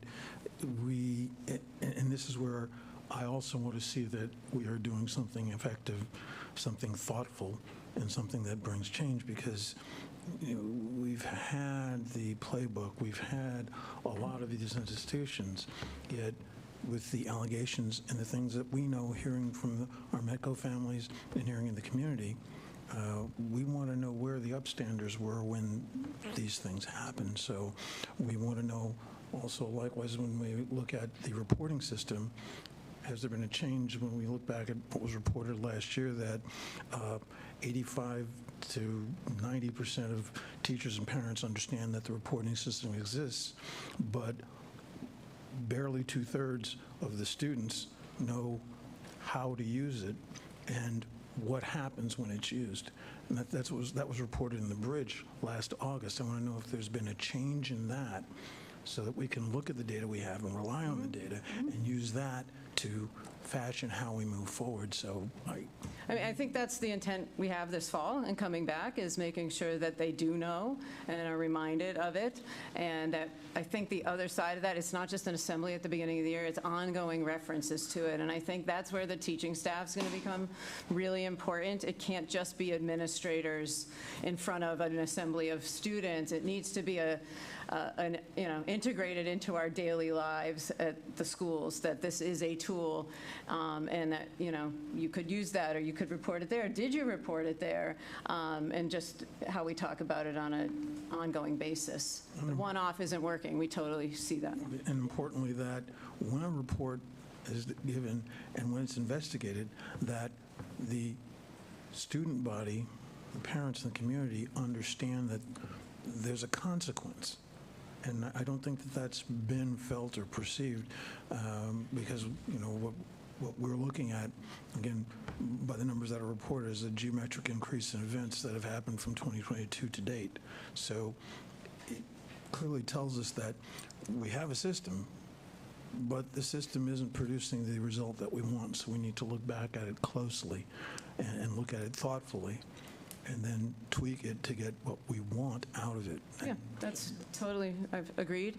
And we do consequence, I'm just going to keep saying it everywhere I am. We consequence kids. If you are hateful in school, you will be consequenced significantly. Almost always it's a suspension of some kind. And we call parents the minute it happens and work through that with them, and the discipline is not debatable. It's a must. It's a given. So I will say that in every single forum in front of students, parents, and everywhere, to partner with the reporting system, and that you will not be sending it to a vacuum. We have a biased reporting protocol and workflow that's posted in all the classrooms. That is essentially our checklist of what we go through. The police are in that, it's very extensive. And that is where we go to when things are reported to us. The discipline part then becomes part of the administrator's next steps, and working with families and explaining what's going to happen next. We are certainly always then conscious and this is something I'm going to say, we're still going to do it because it is what we need to do, but there's also a partnered piece there. The data shows punitive doesn't solve it. So how do we make a learning experience in there while we're severely messaging kids?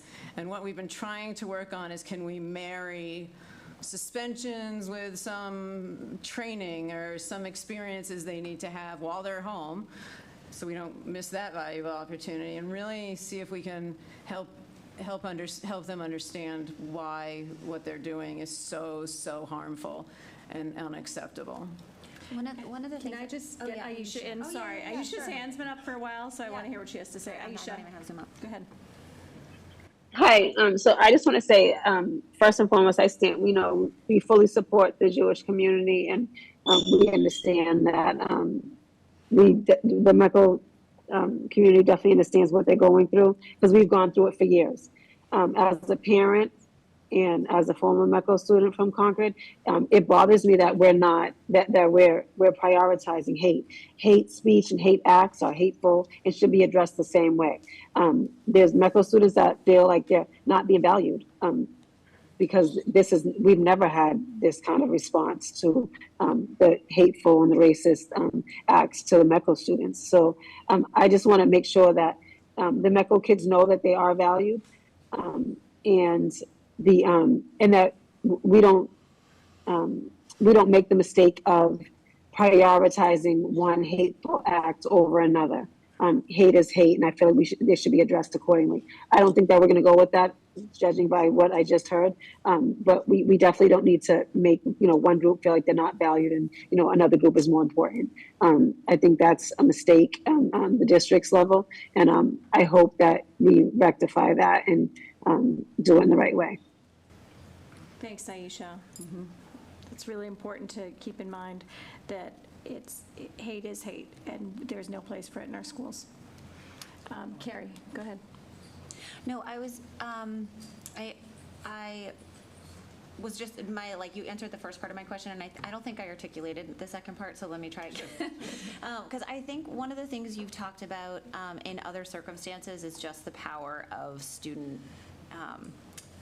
student-to-student engagement. And I think that, so I'm just curious how you, and I'm sure you don't have an answer yet because they're not around to input on it, but how are you thinking about having that kind of student-to-student engagement? Because I feel like that is going to be the most important trigger or to help the culture. The students are the Yeah, I have one example. Yeah. Without anybody having been here. We have a panel at the high school every year where different students and staff of various backgrounds will share their personal stories of being in the high school as a gay teacher, as a METCO student, as, and the list is there. What's never been on the list is a Jewish student. We're going to add that and have that be a place where I tell you, our kids are really amazing. Some brave Jewish student, I think there's already a couple queued up, will share what that has felt like for them in front of all of their peers. The auditorium's full of kids when we do this, and we've seen that really touch kids in another way. And right in the middle of the big assembly, they'll raise their hands and be like, I know what that feels like. And we start to see connections made and try to change thinking. So there's one example. I know there will be many more, but that's a first start. And I do think we have an opportunity. We have school committee reps that will come to our meeting when school starts. Student Senate at the high school is available. You also have at the middle school, there are student groups at the middle school. So I think once we get our kids back in, that's going to really help guide that. Looks like, can I just grab Andrew too? Because I know it's frustrating when you're online. And Andrew, go ahead. I can wait if someone else wants to talk. Okay. All right, Sandeep, go ahead. All right, so Laurie mentioned, I guess, a couple of points ago about the consequences that you might hand up. As a public school district, are there options off the table for you? Yeah, all of the discipline is highly legislated and regulated. We have to work within the law. Expulsion no longer exists, and I guess that's worth saying. We're allowed up to 90-day suspensions. Removing a child from school essentially requires them to be felony charged. So short of that, we have to work within the suspension parameters. And those children, and I say this affectionately, those perpetrators are our kids too. And we need to, provide them their rights and the supports that they need. And without saying more than I should, many times the perpetrators have complicated profiles that require us to look at why what just happened and see what else we need to be doing to support a child to prevent that circumstance because they copycatted something they saw somewhere without totally knowing what they were doing. They might know it was wrong, but they didn't really understand the impact.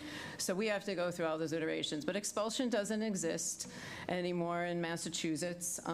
It really is about long suspension lengths and what we can do within the event that happened and is a reasonable response to that outcome. And I think we push the limits of that sometimes because we want to be sure we're sending such clear messages. And I think that's partly why I'm wanting this partnership of not just the time out of school, but the learning environment that hopefully can build of, I don't want to say restorative. We've tried some restorative events in hateful, both families are in too painful of a place. It has not worked. For restorative to work, both sides have to be ready to reconcile is not the right word, but to bridge that. And we found the pain of the event is too deep, at least for quite a while. So we're trying to mediate how to do a restorative mindset with more traditional discipline. Great. Okay, Andrew. Yeah, I think this is a really good start, and recognizing it's not a silver bullet, right? If this fixed everything, then this should be distributed nationally, and there'd be no more problems. That's obviously not the case. Couple observations, and one other comment to piggyback Sandeep. I think as Tracy and I were going around this summer, we also heard from about a family whose child was falsely accused of a hate act, and that just, it's worth saying it's very complicated, right? Like no one wants to be falsely accused.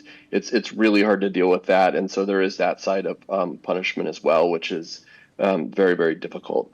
I had three comments on the draft, Lori. One is I think you started this, but it seems like some of the line items on it are very specific to anti-Semitism, and other others are a little bit more generalized and can be applied to other marginal groups. So I'm wondering if we want to expand this in a way to cover the other, other groups that we've heard about over the last couple of years and that you referenced in the beginning, and come up with like, a more broad-based plan. I know this is very specific to anti-Semitism, but again, I think we can expand it a little bit. And a lot of the programming is already in place, but that way we get a better handle on what we're doing comprehensively up and down. My other point is if there's a way to include parents a little bit more. I saw that in a couple bullets. It's good. I said this at our last meeting. Students are only in schools for 13 to 14% of their time. That means they're outside of schools. And I know as a parent, my wife and I sit down with the kids and we try to go over hate with them. And my kids are really little, so it's very hard. And I don't have the tools to do it. And so if there's anything that you find that we can share with parents that they can, use, and it's research-based tools that they can help with at home. I know not every parent's going to do this, but, it would be very helpful to us, and I know others that would benefit from it. So if there's a way we can extend outside the four walls of the schools and into homes, that would be really helpful. That's a great point. And then lastly, and I'm sorry, I can't read the room, so if you guys, just one more quick point, and then I'll stop talking, but student voice at school committee meetings has been very helpful. And just listening to students this summer at the select board meeting and our meeting and through correspondence, there's what actually happens in schools. There's what people that don't have kids in the schools think is happening in schools. And then there's the student perspective, and the student perspective is very important. So as we form these student, coalitions within the schools on anti-Semitism and some other groups as well, be really helpful for them to come in and report on what's actually happening from their perspective, and that just gives us another data point. Great, thank you. Great idea. And I think that, the parent education piece, I think is so important. And one thing that we've seen, we've seen it for the past 5 years. Since COVID, parents are not in the schools as much. The parent ed piece has kind of gone away. Center for Parents and Teachers, that we're trying. Yeah, we're trying, but Yeah. it's hard to reach folks sometimes. It's hard so to we're reach trying to people. get creative. And I think too, sometimes, we get the parents that don't need to be at the meetings, but I want the parents that need to be at the meetings to come to those meetings. As a school committee, we did a mental health forum, and I think that there were maybe 10 parents there with the entire K-12 mental health staff. And of the 10 parents, I think 5 of them are school committee members? 5 might have been school committee members. So it's Yeah, it really wasn't a big challenging. success, no. So, just finding ways to reach parents, because parents do have responsibility in this. Because as Andrew mentioned, that data point of how often kids are in school is really important. And the schools are managing social media, which happens outside of school sometimes, and there's discipline around that, and it's things that kids are putting on their Instagrams that they're not even doing during the school day, so I do think that we have to get parents engaged in this work. Social media is our biggest challenge, for sure. I'm glad to see that so much of this is collecting baseline data. When do we think we'll start to see some of that? Panorama is October. When would we start to talk about it here? Very soon afterwards. Okay. Yeah. Yeah, Because I think that baseline data is very important. Agree. Yeah. Go forward. Agree. Yep. And maybe When do there's. we do it again? Do we do it in May, April? We've been having this discussion. We did it in June last year, which is not the time to do it because Everyone's too people are really distracted. I think we might aim for April, knowing if we float into May, it would be better than what we did last spring. So I think we're aiming for October and late April, like after the vacation. And even, I don't know if this is appropriate or not as a question, but to Michael's point about if parents know about students know about the reporting system, if there's a way to survey them through that, if you're already doing the survey anyway, maybe that's a way that we can get more data on that question and hopefully see an improvement from the 66%. We can customize a question about that. Yep. Yeah. Yep. Okay. All right. Anyone else? Just to add, we always need support. We try to message out the panorama survey as much as we can. And, there's survey fatigue too in a lot of this. So just be mindful. Sometimes we get smaller pools of families wanting to share. We definitely do it in class with students. Is it students 6 to 12 and then families K to 5? 3 to 12 for students. and then families of everybody. Students do it third grade and up? Yeah. Oh, okay. Yeah. Okay, I missed that. So what percentage of parents have responded in the past? Will you have those in the baselines? Yeah, we have some of that. We were probably fall 2024. It was about, say, 30 to 35% across each building. Not too bad. But then the spring, because it was a late, it was June, and because of, some of the challenges we experienced over the spring, that we did not do the survey at the high school. It was just too much going on. We wanted to respect families, and but yeah, it was probably under 20%. If not, I'd have to look again, maybe about 15%. So we are trying our best to push that out, and I think the more we share, the more we.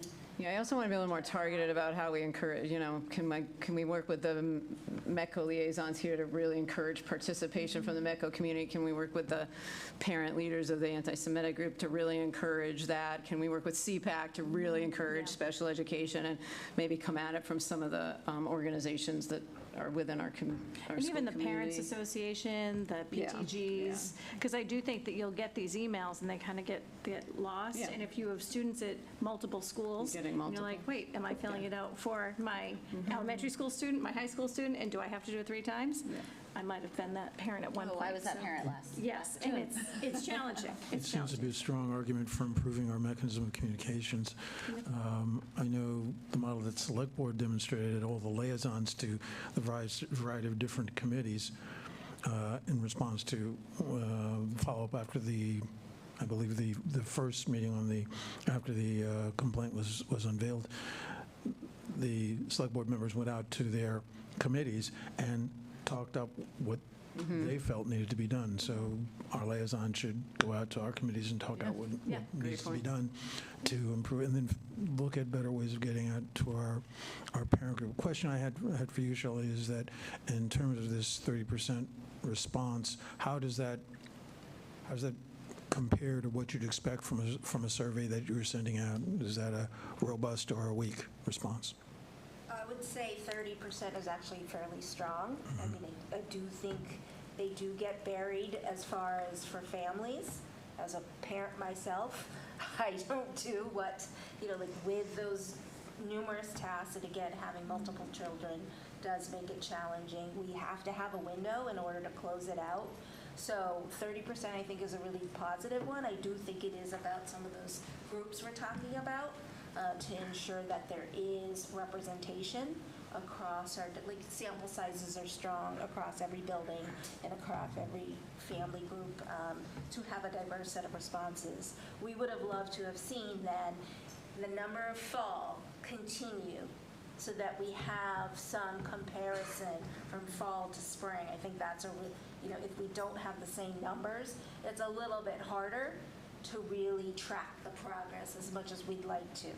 That's why June is not the time to do it. I have to think, 30% is more than statistically significant, but in doing this in a lot of my old jobs, it's the write-in comments that are often the most valuable, and that's kind of what you want to highlight. So I don't know if we do those either, or it's just multiple choice or what, but. Opportunities there. We put that in. I will say this community, in COVID, we did a lot of surveying, and I suppose people were not as distracted, but we were getting off the chart percentages. I wish it was that strong in a normal world. I understand why it's not. Statistically, usually they tell you 20%, which feels low to me.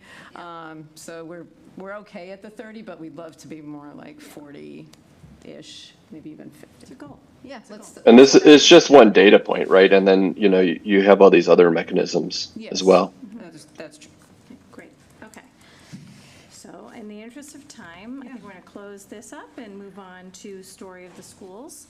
And I will turn it over to Carrie Rankin, who chairs that working group. Yeah, so I will give this update. I also just want to share that I have to leave at 8 this evening for personal reasons, so I will be transferring Andrew transferred chair to me. I will be transferring it to Tracy for the remainder of the evening. But just a quick Story of Schools update. I just want to thank everybody for their engagement, thoughts, feedback, and I've collected all of it. I've gotten feedback from Lori and the administration, and we're working on an updated draft. I think the hope is that the working group can meet next week, and then fingers crossed have like a very close to final version to share with the committee at our September 10th meeting. And again, the idea is, I mean, this is completing a goal that we set for the committee of the 24-25 year. So this was set last August. So we are just trying to finish that, complete that goal, and use this as an opportunity to communicate with the community. I personally just want to say that I'm uncomfortable with this like brochure notion and sentiment.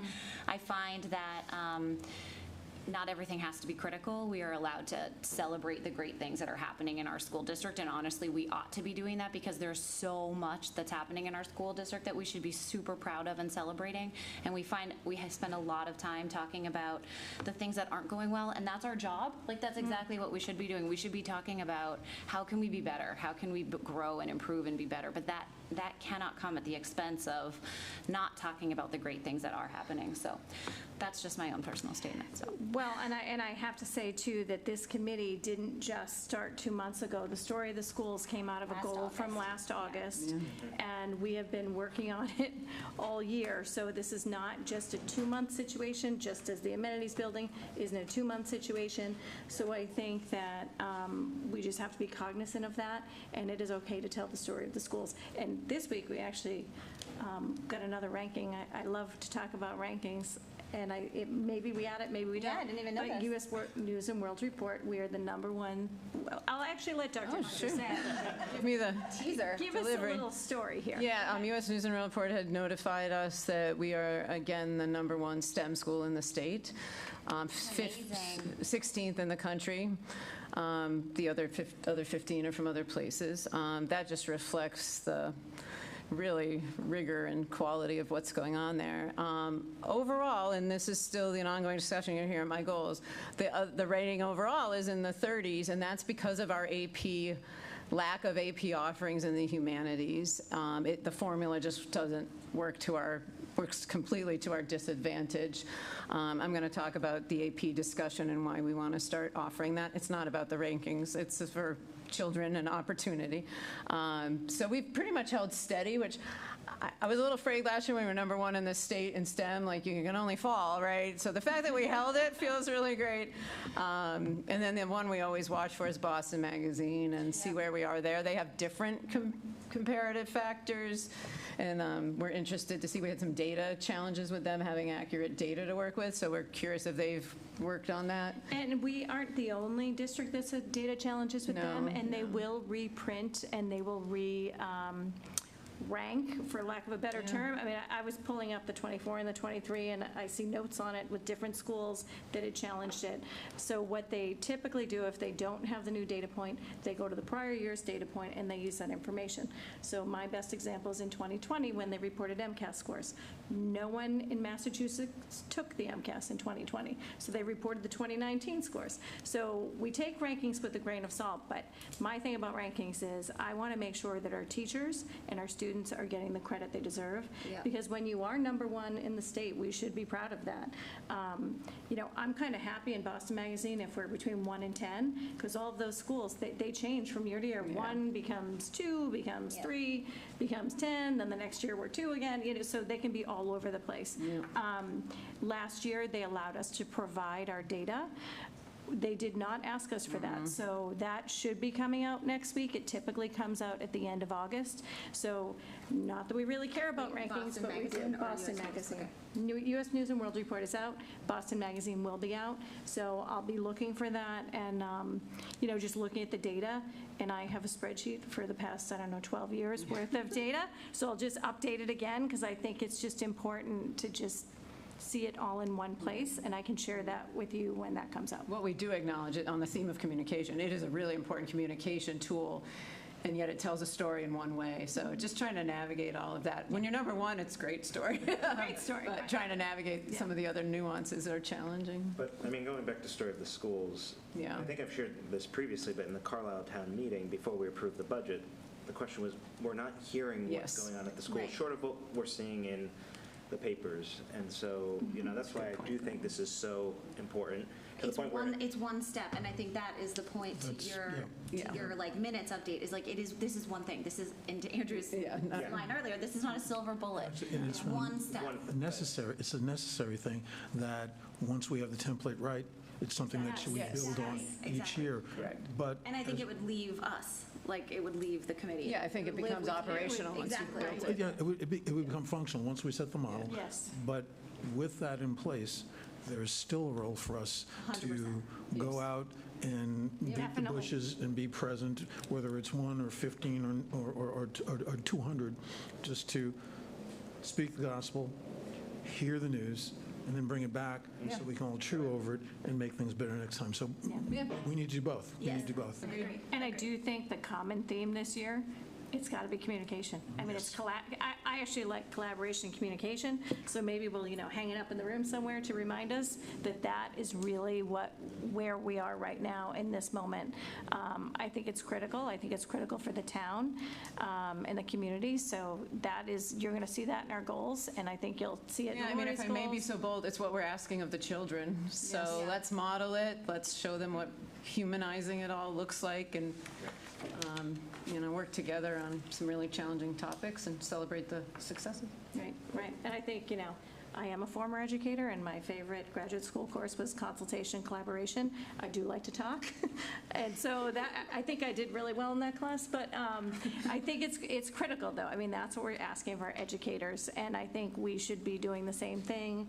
Kids should be doing it. Parents, we all need to work together in it. So thank you for your update, and I know you need to leave. Sorry. It's totally fine. Apologies. Carrie's going to go. She wishes she were staying. I would but rather she's stay. going to go. And I'm going to switch gears into the amenities building discussion. Okay, last night, it is really unfortunate that at the polls, Carrie, your phone. Don't forget that. I would have been right there. Thank you. At the polls, the question 2 that was on the ballot was voted down. I have asked a lot of questions of the town clerk. I've asked for some information from the town clerk, from the town around the voter information packet. We've all read the story in the Bridge. We've lived the story in the Bridge. So it's the voter information packet.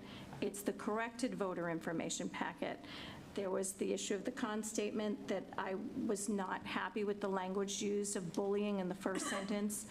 I've been very open about my distaste for that word, especially when we're talking about schools. So by the numbers, I asked these questions today. So there were 1,100, and my vision is not great at night, I think it's 96 votes that were cast via mail. So that's the first point. So if you got your ballot in the mail, you had the original voter packet. So then I asked how many were cast via mail prior to the corrected informational mailing, and that's 722 votes. The article failed by 386 votes. There were it's either 202 or 292 votes. 202 votes were cast at the town clerk's office. One voter changed their vote. They were given the option to change their vote if they weren't happy with their vote. And all precincts did have the voter information at the ballot box. And I'm concerned. So today, I spent a lot of today talking with people, as I do. I talked to the chair of the select board. I spoke with our council.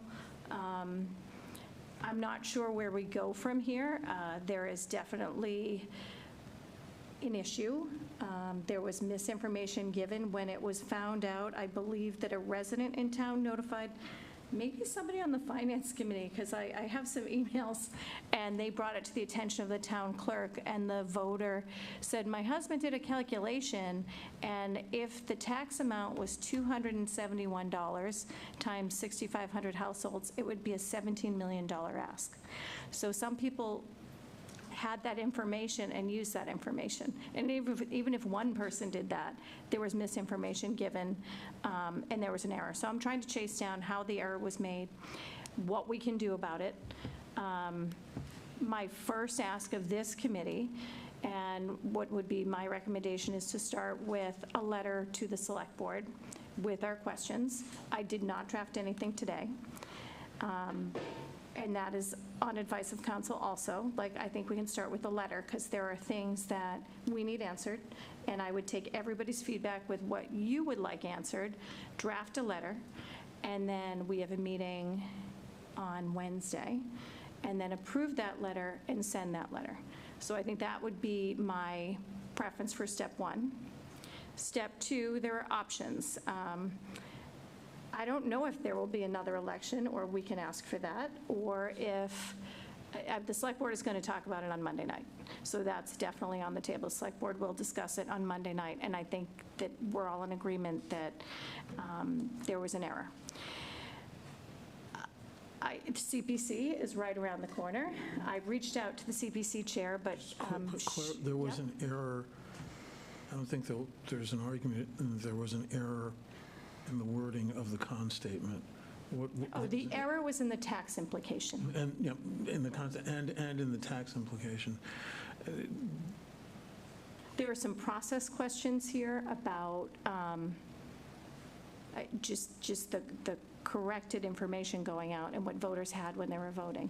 So I will say again, this is an ADA accessible restroom. It's not an amenities building. I think we should actually stop using that language, even though that is the technical term, but it is the law. And so, plain and simple, it is the law. So I do think it's our duty to advocate for that, and I'd love to hear everybody else's feedback on the letter, because I think that is kind of step one, which is where we're at. So maybe if I just put it out to all of you. Brian, you chaired the campus completion subcommittee, so I guess I'll ask for you to start. Okay, I mean, so. Microphone. Yeah. I was glad I didn't see the results before going to bed last night, because I woke up and saw your text. I did.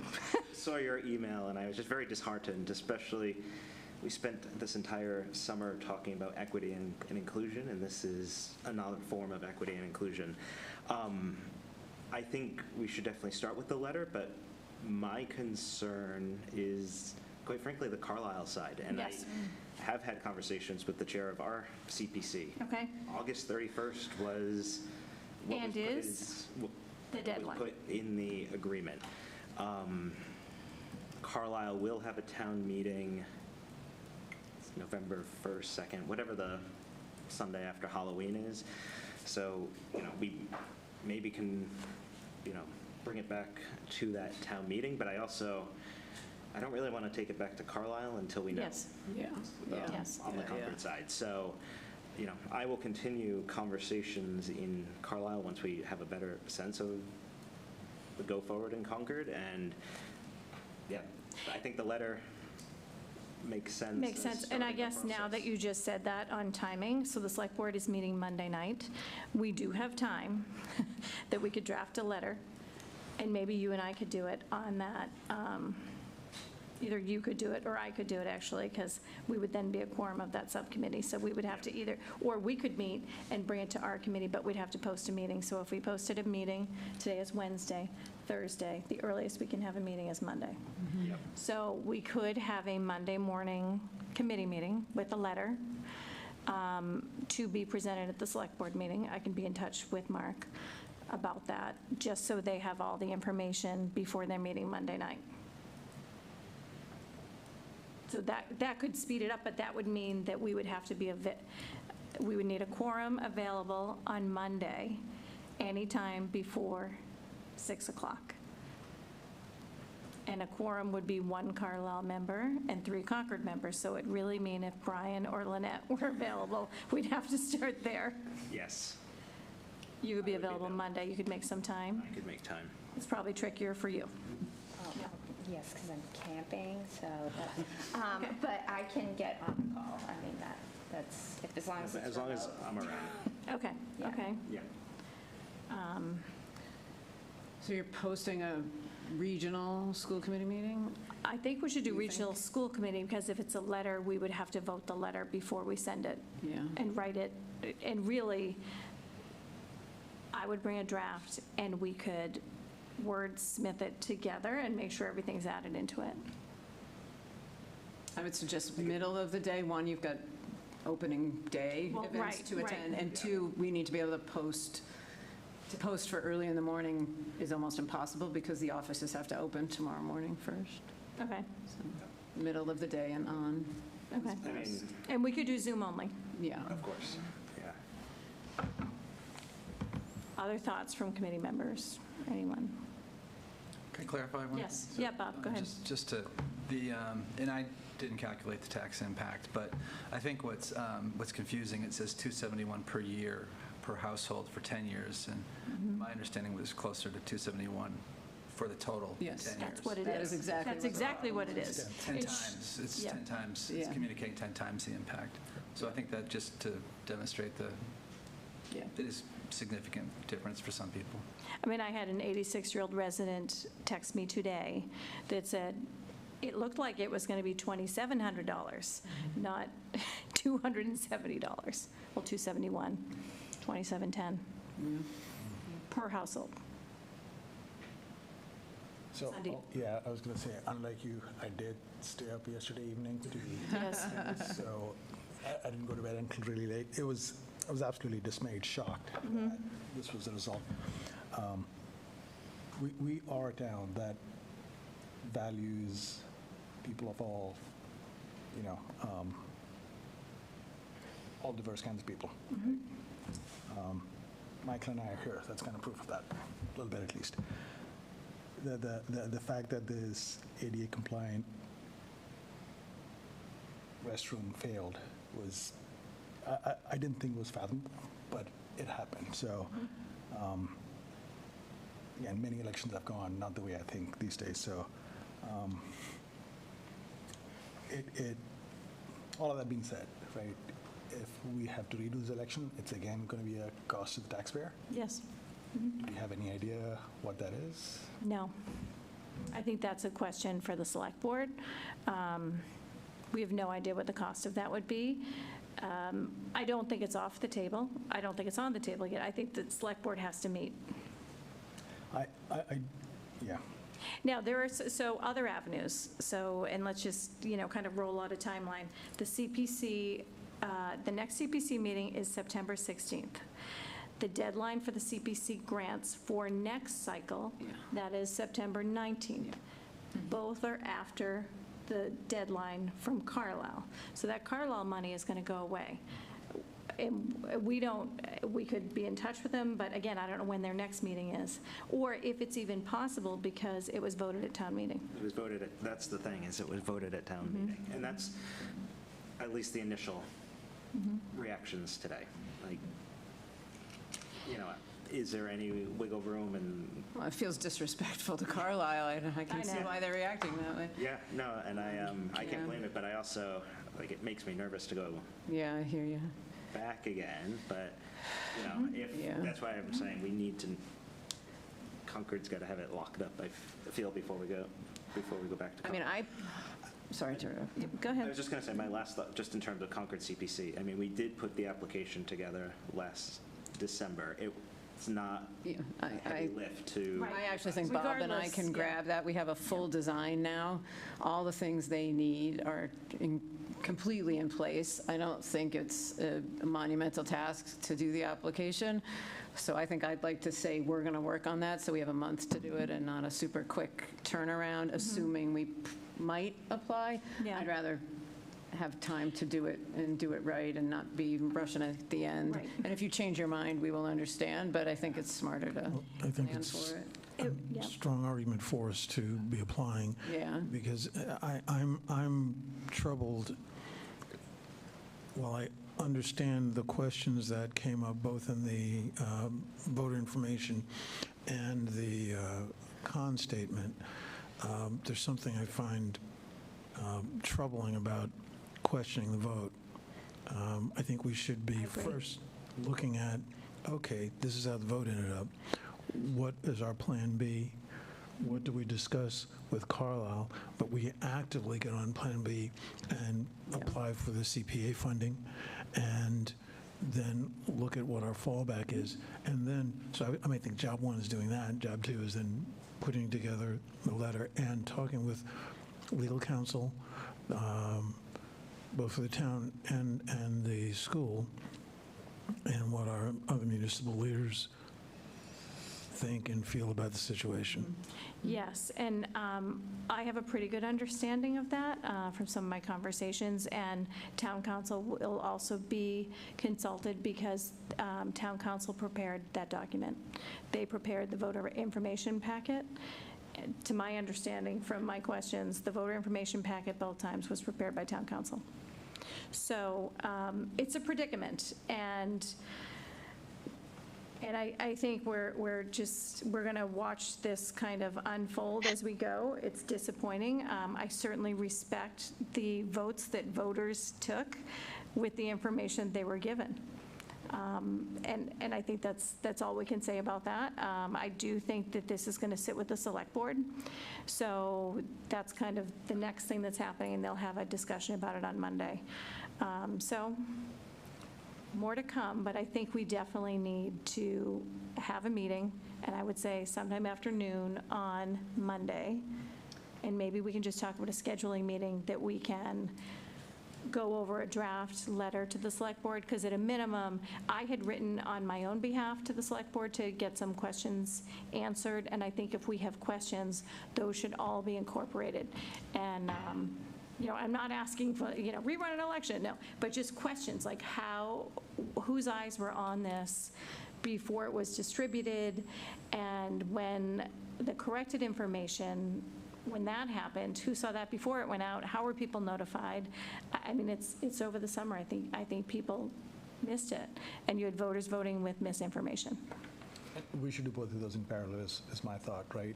Prepare the letter at the same time if, Yeah. I know it's more work for you at this point. To but- Michael's point, keep all the And at the irons chair's going. breakfast, actually, one of the chairs said, "Can the CPC extend their deadline for you?" And I said, "We don't need it extended. We are ready." Yeah, we're not going back down I said, that "We do deadline not discussion." need it extended at all." So, I'm grateful that Lori and Bob are ready to go on Yeah, this. I really appreciate that. totally doable. And I don't know what's going to happen, but I think the awareness, like anything else we talk about, there is an awareness here, and it is for people that do not have mobility. And, we have a lot of discussion around at my house. My daughter, it's the 35th anniversary of the ADA, when ADA was signed in. It happened in July, literally like right in the same timing. And she said, "You know what, Mom?" She said, "Being part of the disability community, everybody can be part of it at any point in their life. It's the only community that anyone can be part of." And just her perspective on it from a 22-year-old, I was like, you're right. And we have an awareness, and it didn't go the way I wanted, but I'm still going to continue to advocate for it because I think that it's the right thing to do. We had support of the select board. We had support of the finance committee. It was split, I'll say that, and we had the support of the DEI commission, and they have their letter posted on their website. So at least there's awareness there. So, it's not for nothing. I think it's just important to keep talking about it. Besides applying for the CPA funding, what other things can we be doing to, again, bolster whatever Plan B is, determine Plan B and work toward that? Do you want to talk about, Brian, the advocacy work that we did, maybe to just bring new members up to what we did last year with Senator Barrett and Lori Terhan and Simon and Carmine? Yeah, I mean, we did, and it's not to say we can't continue, we did look at other funding sources as well. And, in this, I guess, interim period, we should continue to have those conversations, circle back with the offices that you just identified. Also, we should be continuing to look at private grants, that might be available. We didn't have, luck earlier, the first time around, but. Yeah. The environment has changed because of this vote, so you may have maybe more to holding the hat in hand, and because there's more weight behind the problem now. Yeah, for sure. And who would be in charge of writing those grants? Would that be us, or is that more about? So for these, it was more conversations with, with state leaders just to see, Earmarks. yeah, if that was going to be something that we could be considered for. And we didn't qualify for the municipal ADA grant because it was new construction, so if it wasn't new construction, then we potentially could have qualified for that. So I think there's more to come on this, and I think we just continue to go down the CPC avenue, because that's coming up now.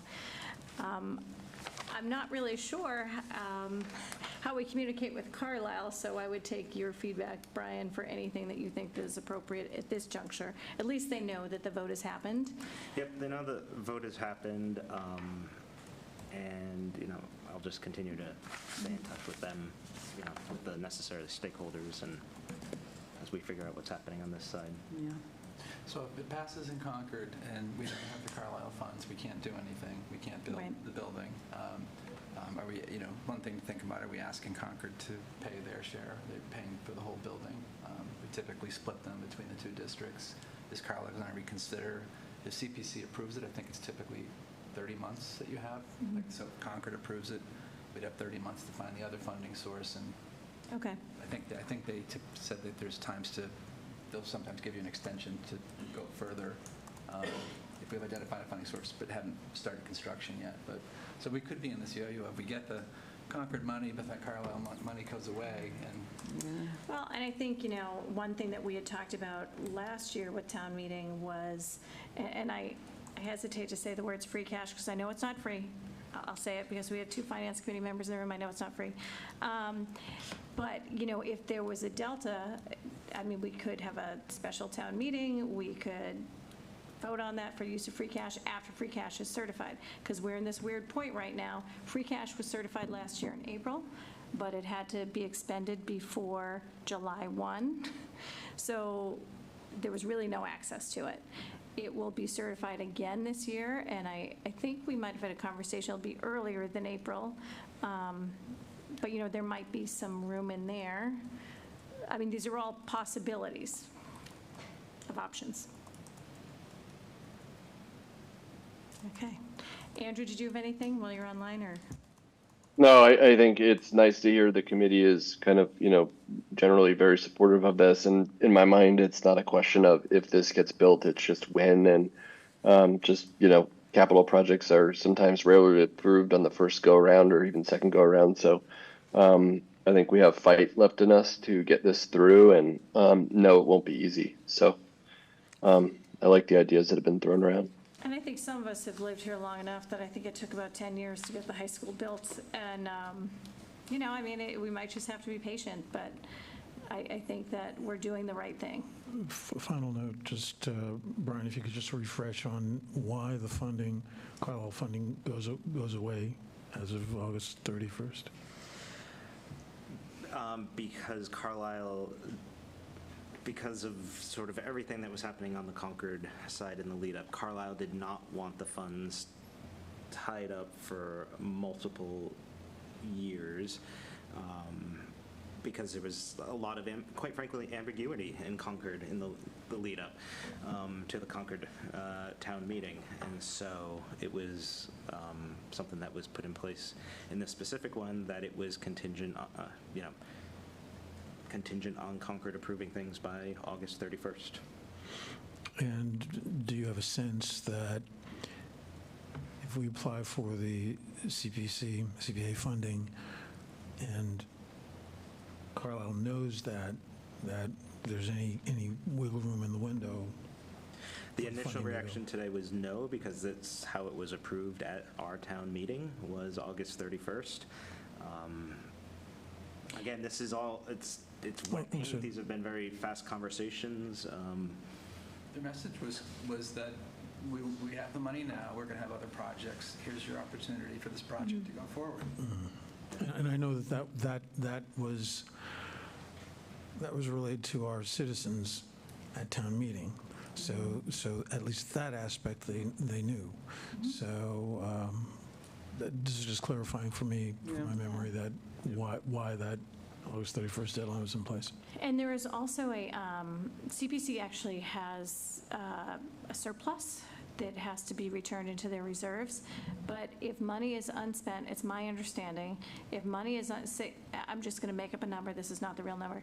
If they have, I'm going to use $100. If they have $100 that is targeted for recreation and it doesn't get spent, the $100 goes back into the reserve to be targeted for recreation if somebody else applies the next cycle. So once they've like kind of tagged whether it's recreation, affordable housing, historic, then if that money is unspent, it can only be spent on what it was tagged for.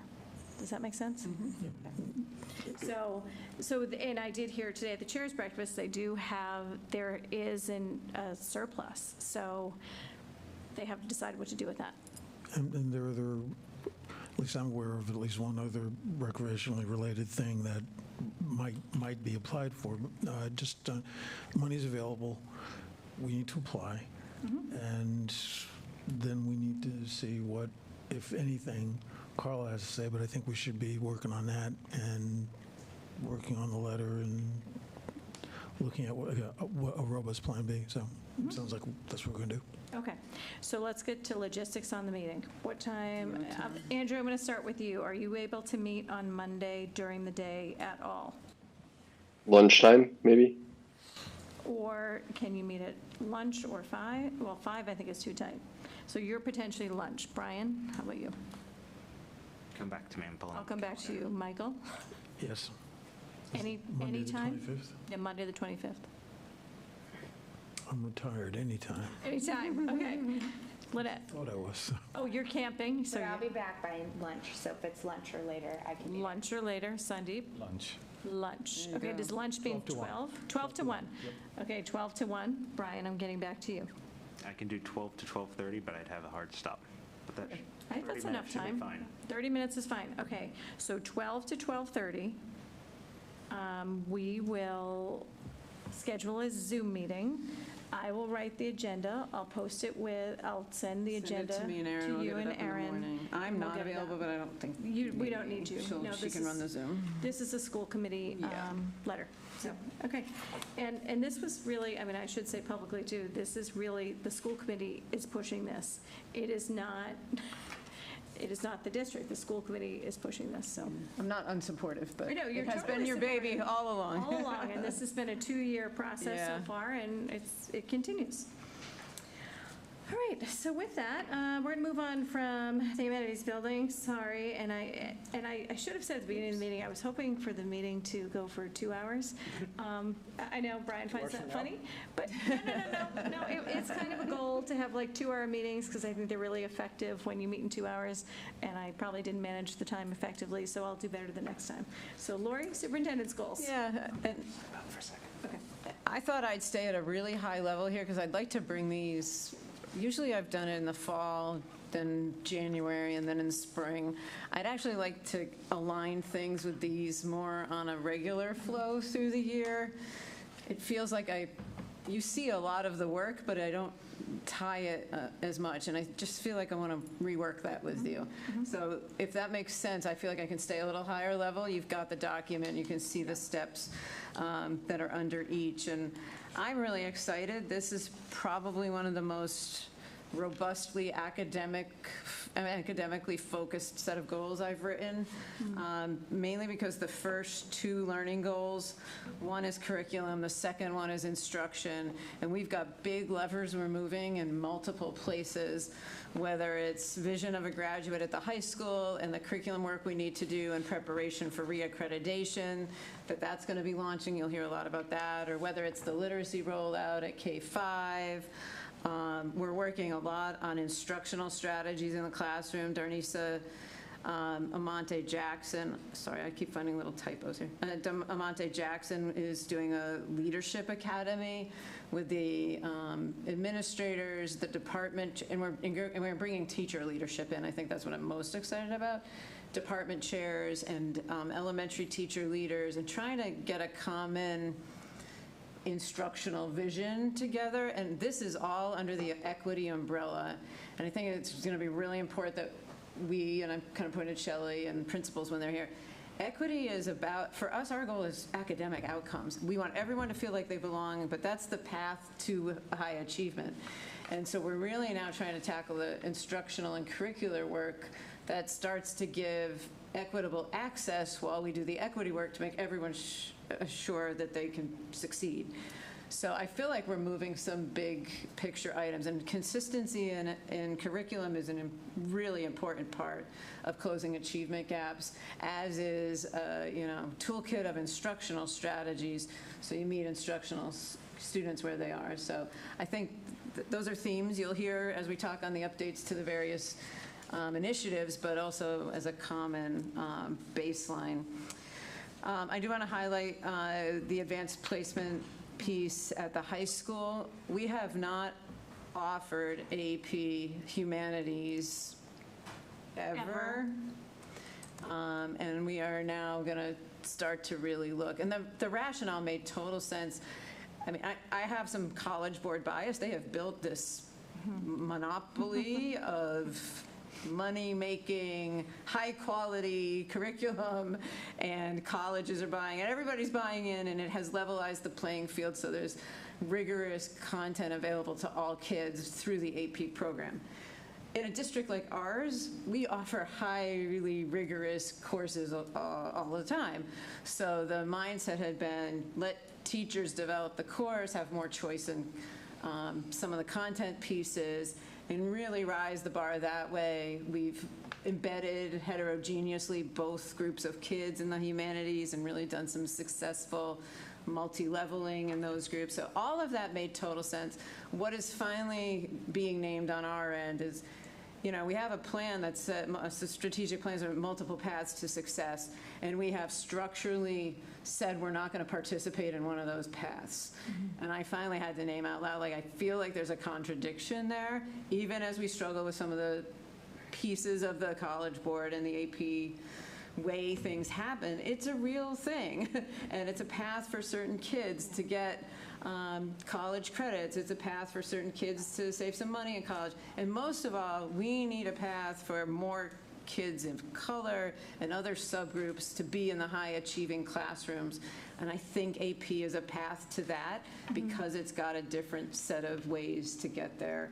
So kudos to the high school, especially the English department leadership that really sat with us a lot this spring, talked with their department, and we're at a baseline of having a discussion of what could this look like and mean. We have a lot of worries of kids not overdoing APs. If we offer it, they will come, and mental health is a balancing act, so there's probably going to be some limit setting we would propose to you of how many you could take in a semester.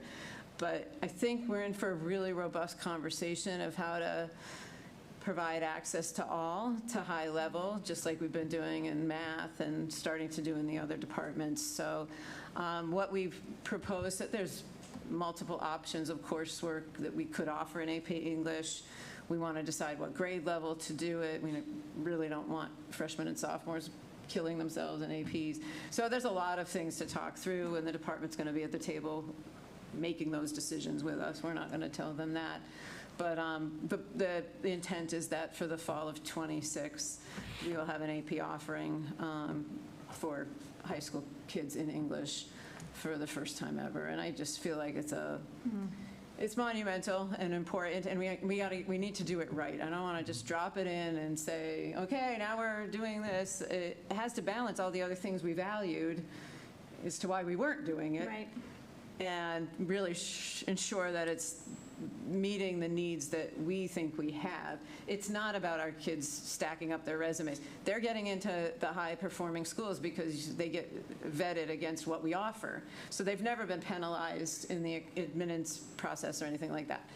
But we need to make sure we're communicating that strongly with families and, really balancing the mindset as to why we're doing this. Yeah, and I think, when you talk about equity, I even think about, there are kids that can graduate college in 3 years if they have these AP classes, and they can save a year's worth of tuition.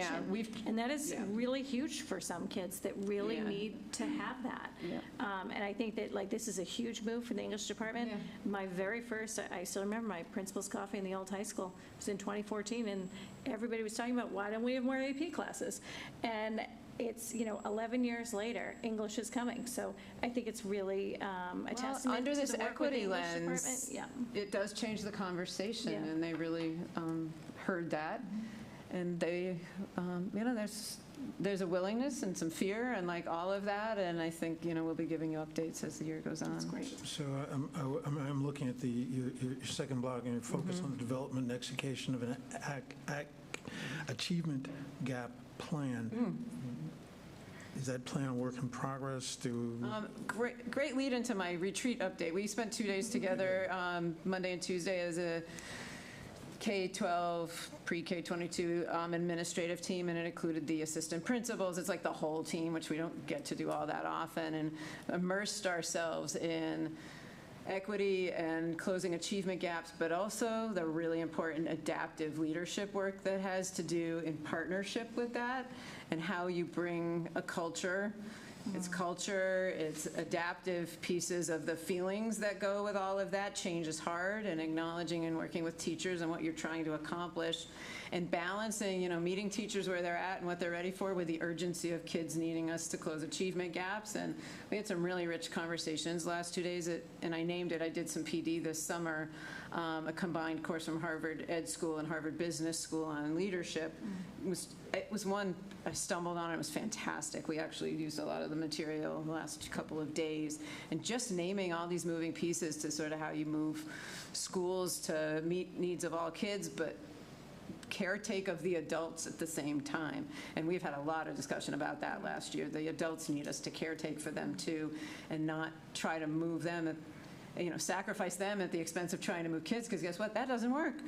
The adults need to be in a healthy spot to keep things moving. So what we left there yesterday with, Michael, to your question, every school left with a goal and a set of steps, and I'm going to be checking in with them regularly as they flesh that out. And in addition to their school improvement plans, it's like a really targeted area to hone in on what effective instruction and curriculum looks like with a certain subgroup of kids who isn't performing where we wish. We had data in front of us, and it was a really productive, I'm looking at these two because they were there, really productive last couple of days. We left pretty energized and inspired. So do you see a timeline for when we'll have a chance to sort of see where that? Yeah, and one thing they asked of me was how much would be shared. I think I'm going to give you the high-level goals without all the detail, because that was really specific to certain teachers and some intimate things. But yeah, we would love to share. Several pieces were focused on closing gaps for students of color in certain areas. A couple schools are deciding to shift to special ed. I think we've done really great to build all these programs, and we have some unconscious bias and slightly lower expectations without really realizing it, which is the nature of special ed, unfortunately, and trying to really be sure we maintain high expectations for all kids. And they want to dive deep into that and to look at what's causing what in there and what we can move. So yes, there's more to come, and we'll share that out with you. In terms of the other goals, special ed is here. It's a very similar to go to last year because we have so much ongoing work to be doing with the programs and integration. Professional practice, I mentioned the well-being of staff. We're also looking at students.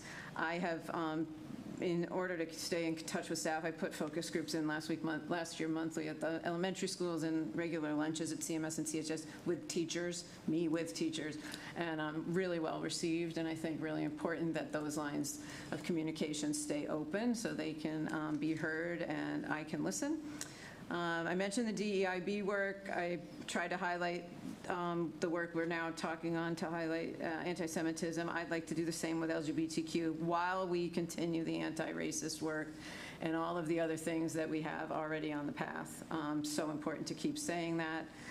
I think this is the year to take Ellen Garrison's inspiration at the middle school and really build her into the fabric of the middle school, and I'm going to work on that collectively with Andrew Namici and Justin Cameron and build a vision, and some of that I want to become institutionalized. I want every child who goes to that school to know who Ellen, I don't want them to be like, who's Ellen? She's on the sign.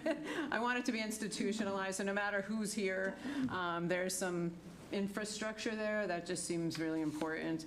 And then the last one is communication, well, the budget. I mentioned budget first. That's always here. It's the money. Yeah, just the money. I think the collaboration and communication, though, is something I really want to stress. We had a good start to that. And then capital, I pulled out separately because there's a lot of moving projects right now, closing the middle school, Thoreau, CMS Solar's on the list now. I need to give you some updates on that. I guess I chose the possible word amenities building more proactively than I realized. Sorry. I hesitated, and then I'm like, Lori, don't put it to paper. And there we are. Here we are. And then Bob's worked on a new leadership structure for facilities, and I think we want to keep reviewing that and seeing its effectiveness and where the holes still are. Like, all of these capital projects are an awful lot for one person to manage while they're running budgets. Yeah. And I'm going to keep naming that because I think there's a discussion to have. And Well, then, and I think that we did name the other day that, how many budgets do you really talk about at the same time, Bob, just for everyone? Typically, I mean, yes, we're closing 25. We have 26 built, but we need to get ready for the year and identify where we are versus budget. And some of the decisions we make can impact 27. 27. Oh, So 3 So years. it's really 3 years of budgets. Yeah, At any especially given this time moment. of year. Sorry, just had to And we'll be interrupt building you. 27 pretty soon. Yeah, Yes, we sure yes. will. And then just the last is that naming and communication with stakeholders outside of the parent. I mean, I'm going to keep working with the parent community. That's really important. But the part we're struggling with is reaching the community at large. We've all been talking about that. So I just want to keep talking.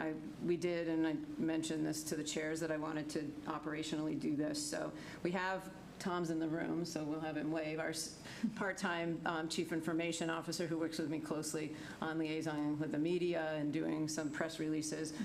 But it feels like we probably want to expand that at least for a short window and see. So we're going to do some contracted work with another PR company to work with Tom and I. And the one we've been talking to just produces so many good news stories that if we work with them to get the information to them, they'll make the story. Social media was a big theme among the PR firms. Really finding people where they are. They tell me I'm not on Facebook enough because it's a different demographic than Instagram. I'm like, oh, okay. So anyway, lots of things to think about and try and see who we reach.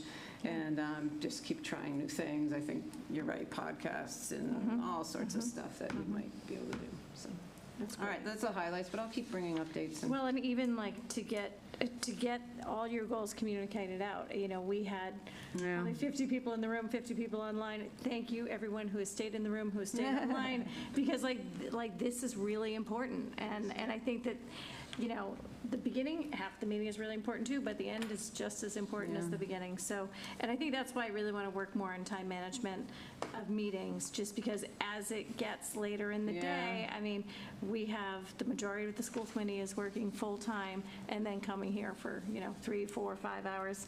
It will never be 5, sorry. I can hopefully promise that. Don't promise what you I know. Tracy, I know you're going to hate me, but I have a couple of comments. Yes, go right ahead. Yeah, please. So, actually, 4 comments. Yep. The district improvement goals, you have, let me pull it back up. It says identify and execute on grant opportunities and revenue sources. Do you have any kind of metric for success? Is it? Yeah, and you'll hear a lot of that in the budget discussions. One of our bigger success points right now is tuitioning students into our special needs programs. The grant writing, I mean, she's doing some magical things over there. She's brought in over $400,000 in the last month from the state. So, do I have a goal? And are we already done? Or? Well, maybe, I don't know. I didn't expect that kind of success this summer. We're never done. We're always watching for them. I think to your question, like, we struggled for a long time to be a demographic that the state would provide grants to. And I think we're doing a better job of vetting grants that we are going to be considered for. Shelley's one of the reasons I hired her was because I could tell she had some skill there and was comfortable with the grant writing and just making sure half the battle is staying on top of what they're putting out. And just keeping your eyes on it and not missing the opportunity. Yeah. So we're trying to have more flow there. Yeah, good question on the metric, though. Like, did I have a goal is a good question. Besides just, can I find revenue? I mean, if it was nothing before and you did one, that's successful. Yeah, thanks.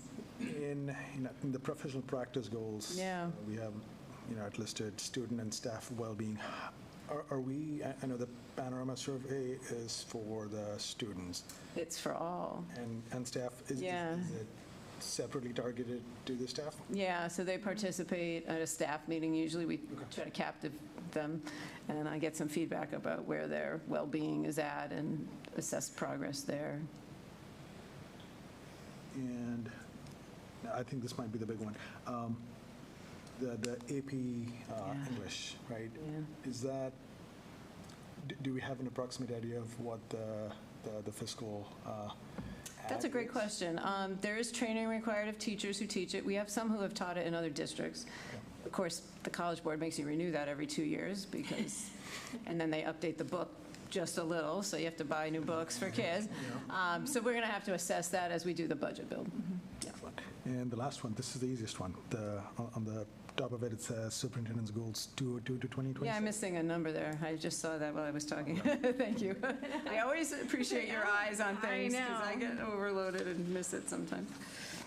You have a very good committee that can find things, which I love. No, I appreciate so keep that. It coming. You know, when you look at it long enough, you just don't always see it. I mean, I'm a Grammarly addict, and it helps me catch things a lot, but I appreciate the feedback. Totally. All right, anyone else? Okay, great. Thank you, Lori. Which brings us to our school committee goals. And Andrew and I have had a lot of discussions about our goals for this year. And I'm going to have Andrew lead this discussion to talk about our goals for this year, which I realize they were sent for today. We're not voting on anything today. You can certainly provide some feedback for us, and hopefully we can get those established at our next meeting and voted on so we can get those out there so the public can see our goals. So Andrew, I will turn it to you. Awesome. Can you display the goals or no? Can I share, Lori? Yeah. Okay, wait. I have to get them first. If you can start talking, maybe I'll. Yeah, I'll start talking. And I really apologize. I'm on the mid-Atlantic coast battling Hurricane Aaron winds, so my internet keeps coming in and out. But either way, yes, we sat down to do these. I think last year, in reflection, it was only my first year on the committee, but we had a lot of goals and we accomplished a lot of work, including a lot of policy work, which was great. But we have a lot of new committee members, and Tracy and I were just talking about somewhat of a back to basics mentality and looking at exactly what our charter is as school committee and having our goals tie into that exactly this year. And so as you see, and again, I apologize, you didn't get a lot of time to review this ahead of time, which is why it's a working document, and we'll take feedback and we'll synthesize it for next meeting. But really, it's 4 primary categories. Budget being the first. I guess I won't read all the bullets together, but broadly, we had a really, I'd say, healthy budgeting process last year, great collaboration with the select board and the finance committee, and able to come in and guideline, and we didn't have to have any awkward presentation with the town on overrides, et cetera. And I think that was a big reason because we had such a good process. So I'd like to replicate that this year if we can. I have a couple sub bullets there, but that's the basics of the budget. From a policy perspective, I think the policy subcommittee did incredible work last year, going through, I think, like 100 policies and updating them, making sure they were current. They spent a lot of weekend time doing it. Very thankful that our manual is relatively up to date. Now, policy changes all the time, so we have to take into account incoming things and make sure that we're keeping the policy to date. And I think we have some big things that we're going to want to talk about this fall and the spring, namely AI and also the cell phone policy at the high school, which is going to be a lot of work. So from a policy perspective, I think the volume of policies that need to be updated is a lot smaller than last year, but I think we have some big ones that really need some attention and a lot of focus throughout the year. Superintendent evaluation, we are responsible for evaluating Lori and the work she does with the administration and operationally. So it's not a official evaluation year, but we will certainly look at her goals that she just presented when they're finalized and kind of review them on an ongoing basis and collaborate with her throughout the year. So that's definitely on there. And then lastly, communication. I think that it. Oh, go ahead. Sorry, can I just jump in on superintendent evaluation? Please. Please. So what typically Lori does is she provides evidence with all of her goals. So what we've done in the past is sort of at the end of the year, we get a large presentation with all sorts of evidence. Our goal is to review this throughout the year, so it's visible to the community, it's visible to everyone, and we're not getting it all at the same time. Yeah. And when I say she provides evidence, I mean it is evidence. So I think it's going to be a working document all year that we're going to keep seeing versus just seeing it maybe mid-year, like giving an update, and then at the end of the year. I mean, I want to see this as it's updated. We'll get updates. Yeah, and, yeah, I want to think more on what the best And I'm not sure how that's, cadence to that is, right. But it's more certainly than just at the end. more than just at the end, because it's honestly, it's like too overwhelming at that point of the year. So I just wanted to jump in on that. Sorry, Andrew, go ahead. No problem. And I'm sorry, I can't read the room, and hopefully this isn't too rambly, but lastly is just communication and collaboration. I think we are, story of the schools, looking for other ways. Lori was discussing social media, connecting with community members. Again, there's no silver bullet in how to do this perfectly, but we need to get better as a committee in doing that. We have a lot of correspondence and just looking for ways to up our game in communication. And so specifically on this one, highly receptive to feedback and how we want to attack that. If we agree, it's one of the 4 pillars of our goals. And then as part of that is certainly collaboration with the other community committees, which again, I thought we made a ton of progress last year and hope to build on that and continue with that this year. So I'll stop talking, and if there's any immediate feedback, I'd love to hear it. And otherwise, you can send our feedback to Tracy and I, and we will incorporate it prior to voting on these. And if I missed the mark completely, would love to hear that too. No, you're doing a great job. It was an excellent presentation. You've read the room properly. We're all highly engaged. No, I just mean if Tracy, if you and I missed the mark on goals, if people were expecting something different, that would be good feedback as well. Definitely. And I think that, if you can send your feedback, we'll put it all together. So then when we have our workshop on Wednesday, it can be protocols, practices, goals, and it's a working meeting. And I think that it's good to show people that we're working together doing this and doing it in the public. So if you send the feedback, we'll get the document to a point that then we can look at it on the screen, kind of like we did tonight, and review it and do that. We've done that with some of our policy work, and it seems to be really effective. So feedback, I would say, if you can get it by Monday, ideally, Friday's not enough time. If you can get it to us by Monday, then we can prepare it for Wednesday. And so we email it to you? Yes, to either Andrew or I, either one. I'll say this, if you're a Concord member, don't put both of us on the email, because then we'll have a quorum. If you're a regional member, you send it to both of us if you want. That's totally fine, because we don't have a quorum. So I just always like to abide by the rules. So we won't be discussing this tonight, but we will email. Yeah. And then we'll discuss it on the 7th. Yes.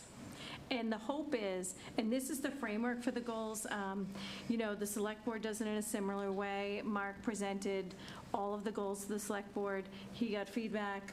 They voted on the goals. So we're following that way of doing it. And we thought that this year especially, because we have 3 brand new members, and it will be helpful to have the MASC kind of guiding us through this. We've done workshops before. We did one with Dorothy probably 4 years ago, where we sat in this room, we had Post-its, we were writing things, so I think that it's good for us to work together, but we wanted to give a framework, or these are our overarching goals, and the recommendation is 4 to 5 goals. And so these were the buckets that we felt were the most important this year. And certainly, we can add to the bullets if there are things that fall under one of these categories, absolutely. And I think the goal is to be able to look at Lori's goals, look at our goals, and they should really mirror each other in ways, and then be able to provide evidence. Everyone's looking for data, they're looking for metrics, they're looking for evidence. So I think that's going to be an important piece of this work this year. Sometimes they evolve as the year goes by. Yeah. You know, you start in one place in August or September, and by March, you're like, oh, we need to pivot. So, Right, right. So what do you think, these can be edited over the year? yeah. Yes, Yeah. definitely. But I think that, I'm not sure our goals were posted last year, but I do like them visible on the website. My dream the last time around when we were doing this was kind of post it somewhere in the room, because I do think if we're looking at that every time we walk in this room, there is a psychology to that. So we're really just focused on what are our goals and what are we here for. Are the 24-25 goals posted, at least in the shared drive? I think they are in the shared drive. I have a goals. Any public document is in our shared drive. So it is in the shared drive under goals, or, I could find did you find it? Okay. no, I found the 23-24, but Yes. I couldn't find the They 20. did not, they were not in the drive. I think they were posted on the website, and they may still be on the website. They're definitely attached to a meeting agenda. So what I'll do is I'll go back and I'll find the meeting agenda that they were posted on, Okay, and I'll make a document and put it in the drive. great. Yep. All right, any other questions or comments on goals? All right, more to come on that. And liaison assignments. Okay, let's see. Can I ask you, Lori, to just share that document? Oh. While I start talking? It's attached to the agenda, sorry. Yes. Agenda. Okay, the liaison assignments are out here. They were posted on our agenda. We have some openings, but I asked for feedback on what people wanted to be, and I want to be cognizant of where people want to be. So I think we should I'm just going to assign kind of where we're at, and then if we need to have some discussion, we'll have some discussion. If we need to make some changes, I think we can just do it right here and now. So Adult and Community Ed, Lynette, you were the lucky winner of that. Are you still good with that? Yeah. Everybody good with that? Are Okay. you recording? Yes. On, Oh. I don't know if you can do it there. Can I It's do not it a here? live. I don't know. Maybe I can do it here. The one on the agenda is a PDF, so it won't show. But Okay, if you give me just 1 minute. paper's fine, too. Is paper fine? Yeah, yeah. I'm going to do paper As for long now. as somebody's writing it down. Again, I need readers. Okay, Carlisle Select Board, Brian was going to continue on that anyway. Andrew, you are the liaison for the Finance Committee. Are you good with that? Yep. Yeah, we need one more person to join with me, though. As like a backup? Yeah, it's just too much for one person. No, I agree. I mean, I'm happy to back up. Does anybody else want to back up? All right, I'll be your backup.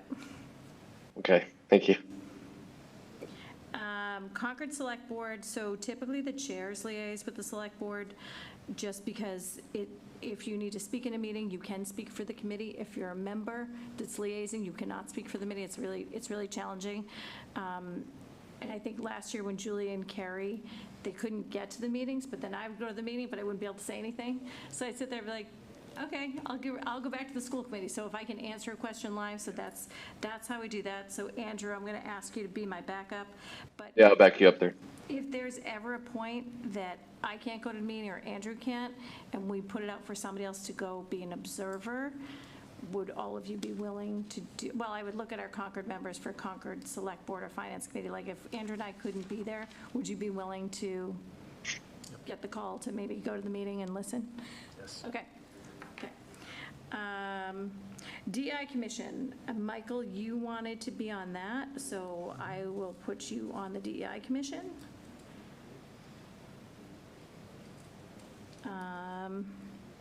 PEG Access, we didn't have any takers for PEG Access. What is PEG Access? PEG Access is. That's why. That's why. PEG Access is Minuteman Media, it's Comcast. I'm actually not certain because I've never been the liaison. It's I sent the Comcast. They get a certain Comcast- amount of monies from the cable companies that are spent to maintain community television access. So the committee oversees how that's all working. This one is very much a Concord. This is very Concord Yeah. specific, so we need a Concord member, and I recognize that Carrie's not here. So if we don't have any volunteers, I'll also ask Carrie or bring it back to the next meeting. I don't know what their schedule looks like or anything. We can find out. I think it's monthly. It's a monthly meeting.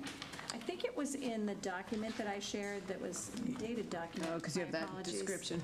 I have the descriptions. All right, want to do more homework? Okay, I can do more homework. We can bring it back to next week too. So maybe just think about if anyone's interested, read up a little on PEG access for Concord members. Public educational and governmental access. Thank you.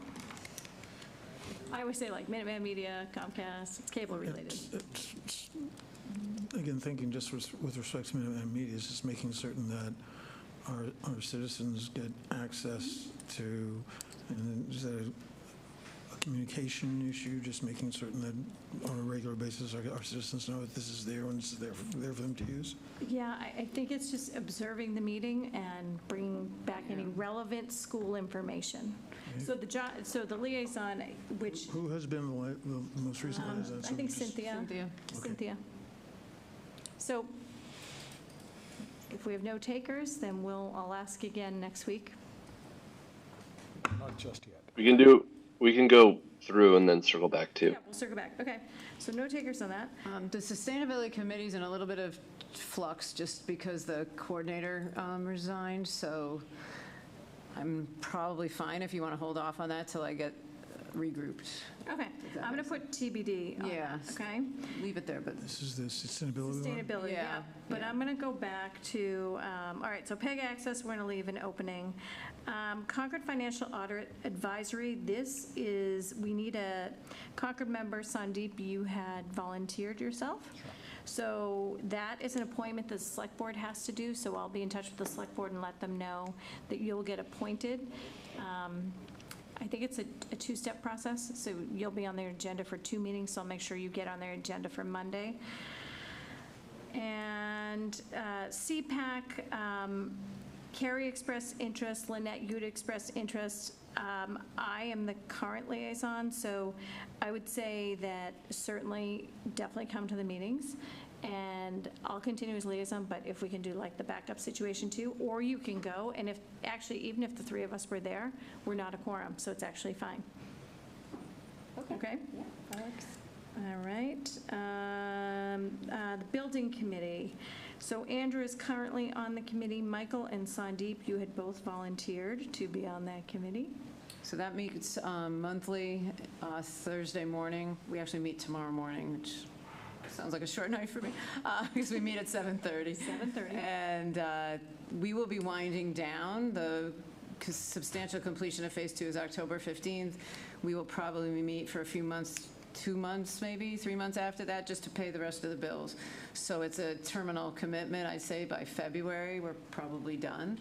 And Andrew, can you talk about just the Andrew's- role on the committee? Because I've never been on that committee. Can you just talk about what you guys are doing right now? Well, yes, we are down to some minimal change orders, and there's really not that much going on the building committee these days. Working on the fields and just a lot of cleanup. Okay, so Michael and Sandeep, talk amongst yourselves. Oh, and it's virtual, so you can be in your pajamas at home at 7:30. Oh, yeah, you'll be at home at 7:30. It's all virtual, if that helps at 7:30. I'll take it. All right, Sandeep. Great. All right, and you will also be appointed by the select board for that, so I will contact them. There is a meeting tomorrow at 7:30. You're welcome to attend, but I don't think you can actually vote. Can you? Not you until can't they've vote appointed until they've him, but if you want appointed to come you. listen, there'll be some updates to start getting into the swing. And certainly anyone can go that would like to Yeah, of go course. tomorrow morning. It can't be 3 though, right? Because then it'll be quorum. Well, you can go, but only you and Andrew can participate. You could make a public comment, I suppose, but that would be it. Yeah, we'll introduce you though, for sure. Yeah. Calendar committee is Carrie, sustainability, TBD, policy, we're going to run as a full committee this year. Andrew and I will do the PTG and PA presidents meeting as we usually do, and the chair's breakfast. The warrant signing, right now, we have single signatory, and I've asked Alicia to talk to us next week about warrant signing. We've done it two different ways. We've done it before where we have two people that sign the warrant. We've done it as single signatory, so because again, we've had a huge changeover, I'm going to ask for her guidance on that to talk us through warrant signing. So we're going to continue as we do right now, and then that's on the agenda for next week. I'd love you to include Bob in that, because it's his office that needs the flow to work too. There's also laws about what you can do, so. Yeah, are you both coming to the workshop on Wednesday? I am. When is it? No, I had given Wednesday? them That's okay. I'd given them We'll the night include you. off. We'll include you, but I think for Alicia to talk to us in a way about warrants and warrant signing and all of that, but we'll definitely be in consultation. And reading warrants. And what? And reading the warrants, particularly looking at the payroll spreadsheets. Just that'd be something also to cover in that meeting. Yeah, oh, yes. How to read the warrants. How to read the warrants and what you're looking for, because that is one thing, that charting the course, it's like a scratch the surface. And when I talked to Alicia today, she said, we really need a charting the course 2.0 for now you're in it, now what? Yeah. So, yes, excellent. So I talked to her about that today. Campus completion, that's going to be a committee that continues. So Brian and I are on that committee. And Sandeep, did you volunteer? No, I don't think you did. Okay. Sorry. I was like, wait, I couldn't remember. I'm like, wait, you didn't volunteer for that. So we're looking for a third member of the campus completion subcommittee, because I think we're going to have to continue. Can I be on it? Just, does that make us, is that a quorum problem? No, it is not a quorum problem at all. And you were posting meetings, so it was an open meeting, so. It's an open meeting. It's an open meeting. Of you that you want. And I guess, I didn't ask Carrie either. So two interests for that and the communications working group. Okay. Probably between the two, I have more interest in the communication working group. Okay. All right, so maybe we'll table campus completion and the communications working group till we have Carrie in the room. Okay. And so we'll talk about that on Wednesday. Next Wednesday. Bargaining, these we don't, this is just a placeholder for me. We have maintenance bargaining this year and admin assistance bargaining, and I think Andrew bargained maintenance and I did the admin assistance last time around. We like to keep someone that has experience bargaining with a new member. So this is not to be determined now, but just think about if you're interested in bargaining, because it's a good learning experience before we do collective bargaining with our teachers, because that's next year. So those of you who haven't probably should try to get some time at the table this year before going to teaching bargaining. Happy to be on one of those. Yeah, Okay. it's same. Okay. I did the tail end of the teachers. Yes, you did. Very tail end. So Sandeep is interested in bargaining. Brian is interested. Anyone else? Okay. And then the row playground, Carrie will continue with that because she's so far into that at this point. I don't know as much as she does. I am representing us in the land use working group, and I'll be providing frequent updates. So that rounds out our list. We'll vote on this on Wednesday and maybe just fill in those other just empty spots, which would be PEG access. And then we'll just look at campus completion and communications when Carrie's back with us, and then vote on it on Wednesday. Okay? I just lost my train of thought on, liaison reports. That was the only other thing that we will talk about this at the workshop also. So Select Board has moved to written reports because they are all public meetings that we observe with. So we're really reporting out on a public meeting that's accessible by YouTube. So I think if there are highlights, what Andrew and I would like to do this year, if there are highlights or something that where it intersects with the school, because also at the Select Board meeting, and I might have 3 points that intersect with the school. A lot of things are interesting, and you can certainly take notes on, but I think I'd like to move to written reports because what we have found in the past is it takes 20 to 30 minutes for us to report out on our liaison roles, and it's, at this point, we've been here for 3 hours, and so it just will be more efficient in our meetings. So that was the only other change, and I think it's helpful to align like the select board does it, because everybody has the information. And then if you had any questions about a report that's shared with the committee, you could ask in the public meeting. Okay? Will we have a template for that, so that? Yes, we'll provide a template for that. Great. Yep. I like to use a Google Doc, and I do the entire year, so I can look back on my liaison reports from the entire year and just kind of search it if I have to. All right, and then we're getting through our discussion. Our next discussion item is AI policy. Yep, so I'm going to turn to Lori. Yeah, thank you. Sorry. This is a first reading, so we can stay at a surface level. Shelley and I worked with a volunteer group of teachers last year that just really were passionate about the topic of artificial intelligence and its place in the schools. And I think through those meetings, we had some really great conversations. There's challenges and an amazing opportunity. And so we've drafted with the teachers, there's about 20 teachers across all schools, a starting point. MASC is not putting out a draft policy because they feel like it's so fluid and moving. Our community and our especially teaching staff was craving some guardrails, some direction. We're going to be doing a lot of PD and engagement with them, but we really felt like we needed to anchor it somewhere. So the policy is the big, broad umbrella that would be in your purview. Right. And then you'll see there's a second document that was really, here's a document we can even share with students, especially the secondary older students. I'm like, okay, here's sort of our do's and don'ts of AI, at least to get the year started. So we wanted to ask you to look at this today and consider voting it next week so we can roll it out right here at the beginning of the school year. I think it'll just help to set the right stage.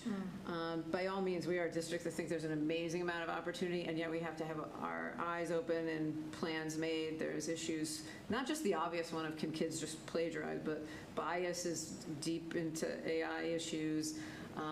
You know, how do you ask the question of the AI tool? Like, we want to teach kids some digital literacy here too, so they use it in a way. And then when just should you not use it? How can it be a tool and not a crutch? Like all those balancing acts, while we obviously stick with the other. So like, it can't do the work for you. Right.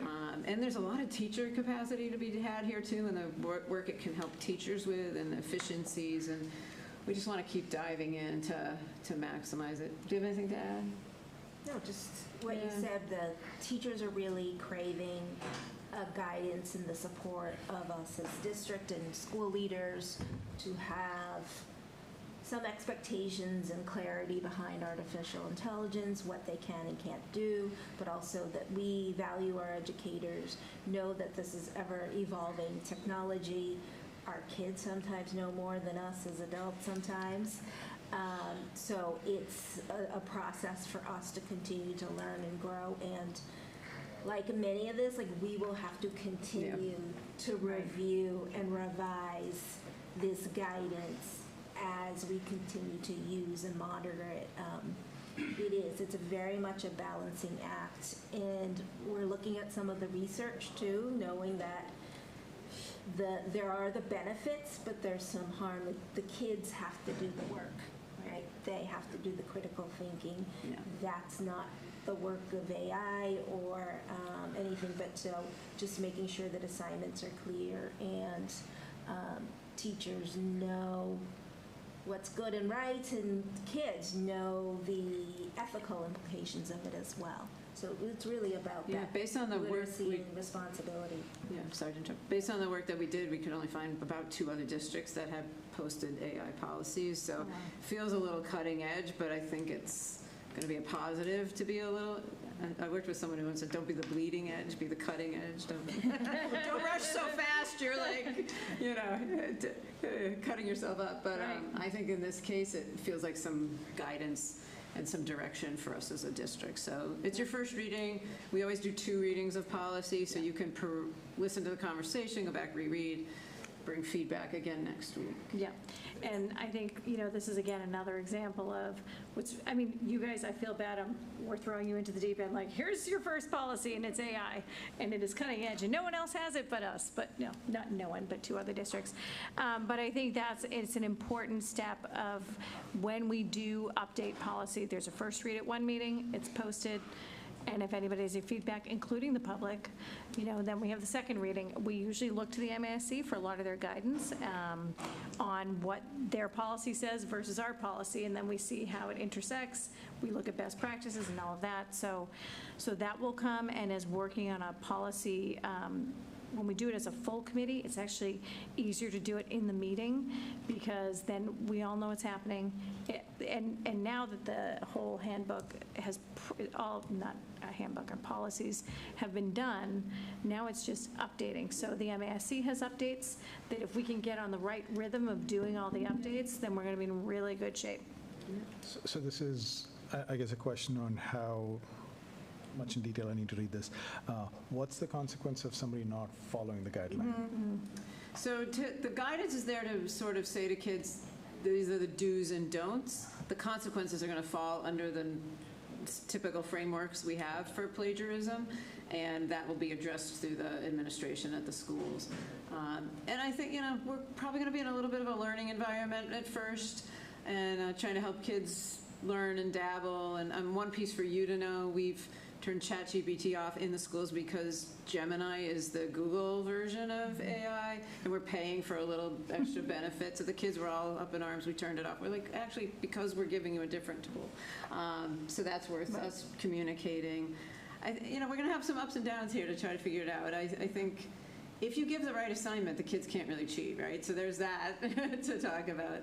And then what is the consequence? So far, we've been consequencing kids under the plagiarism handbook rules. And I think when you look at these documents side by side, one sits with us and one sits with operations and the day-to-day and the kids. So even this guidance, I'm like, well, this is good information, but this isn't for us to comment on. The policy is where it sits with us. So, and that's, again, why Andrew and I really want to focus on budget, policy, superintendent eval, and communications. So that's where we intersect with this AI. Two questions.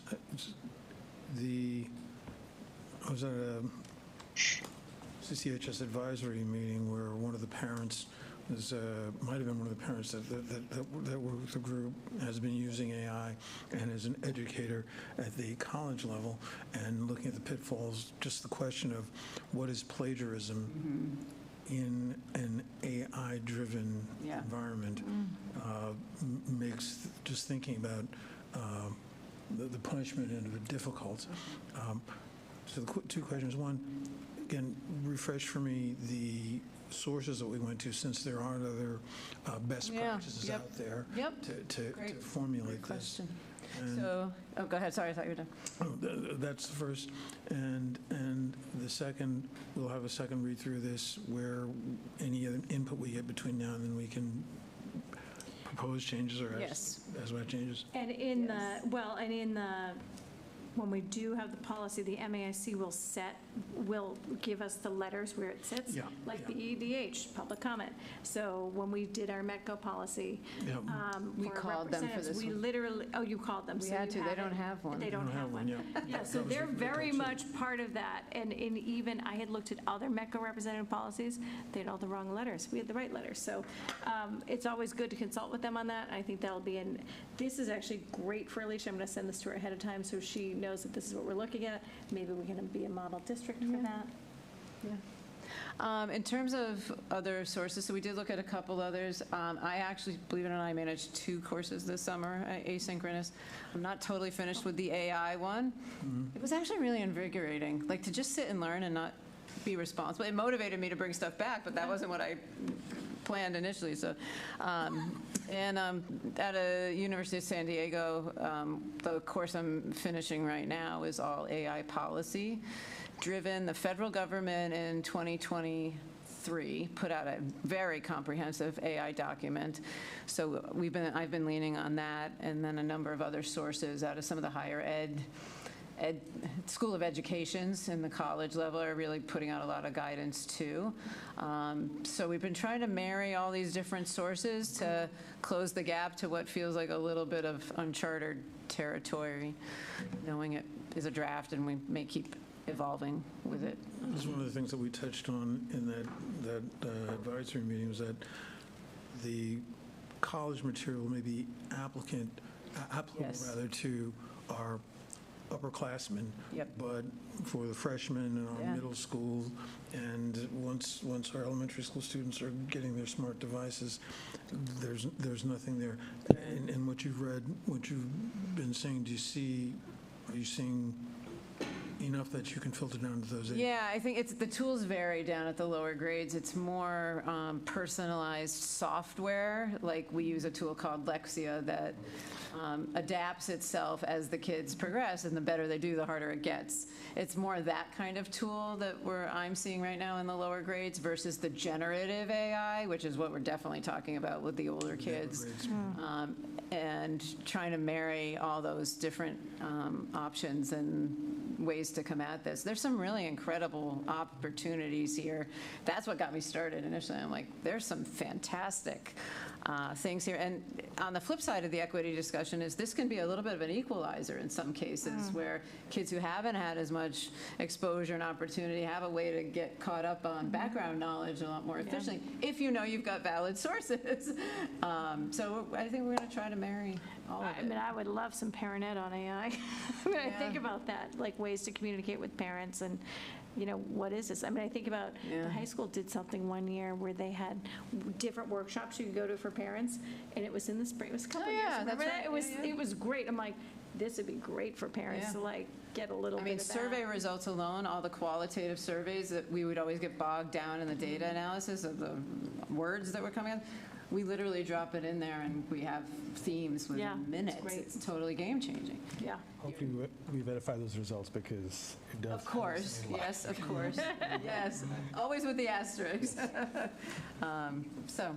Great. Just to add, there's definitely some other resources we've been trying to use. All of our educators, our technology specialists were a part of that committee, so had pulled in a lot of resources. They kept sending us things. They were really engaged. We just have a library of resources we've been referring to, and so a couple distinct kind of national or even global kind of research that's out there is like there's AI education project that we leaned on, and then there's an AI literacy framework that's coming out from a global, I can't recall the organization, but there were some ways that we were thinking about AI literacy, like all the other types of literacies we need, so that it's really focused on primary and secondary education. So, this is a global challenge we have in public education. So this is definitely the new frontier. Definitely. It's evergreen, and it's, as we know, evolving. Okay. All right. And now we have our action items. All right. So student activity funds is up first. Bob, I'm going to let you just talk about that very briefly before we vote. If I assume it's still up there. Okay. And you should, the memos from Bob are attached for actually the next 3 items. This item is for both districts, so when we vote on this, we'll vote for both. And I would just ask, if you're a regional member, you'll vote for region. And if you're a Concord member, you're going to vote for both on the student activities. Are we taking as 2 different motions, though, or? 2 different motions. 2 different motions with language. So actually, we'll take, if we can allow you to stay till we adjourn, because the next 2 votes are CPS, and then we'll just adjourn. Are you guys okay with that? Or do you want to adjourn before? You could adjourn before, because now that I'm chairing CPS, you guys could leave early. You could adjourn the region so they can leave and then do the last 2 Let's do that. Okay, let's do that. Yeah. Thank you. Okay. All right, Bob, go ahead. I'm going to say no to this. I don't hate that. Oh, do they have a long drive? I don't like us anymore. We'll not do that. We just met. was it? There we go. So just a quick background on student activity funds. Student activity funds are, we're an agent. These are not our funds. We can't choose how we spend these funds. These are the club's funds, trip funds for field trips. We use student activity funds for. So I just wanted to be clear. We do have a healthy balance. You'll see when we talk about the region. That's not money we can fund something we'd like to do with. Our responsibility as a fiduciary agent for these funds is to annually report these funds to the school committee. The school committee basically needs to vote and authorize these funds to exist and to be spent from next year. As part of that, I'm reporting to you what their current balances are. In addition, I do not, nor does Dr. Hunter, have the authority to transfer between accounts without approval from the school committee. Think of it like the budget transfers. We can transfer within student activity accounts, and I'm proposing some transfers here tonight, and I need your approval to do that. A lot of these accounts have been here for a while, and what we're doing tonight is a kind of a first step. We'll be presenting this annually going forward. This is the first step tonight to do some cleanup and also to get people familiar with this. I'm also going to be working, I want to say, well, you'll see we really have next to nothing at Concord Public Schools. It's essentially one account. At the high school, I'm working with the two co-principals to kind of build a more robust understanding of what each club does. Some of these older funds, why they might have balances, and we may come back with further recommendations later in the year, or we might wait till the end of the year. But my goal for tonight is to really clear up some of the deficits, and also I'll kind of walk through what I'm proposing. Let me see if I can share my screen.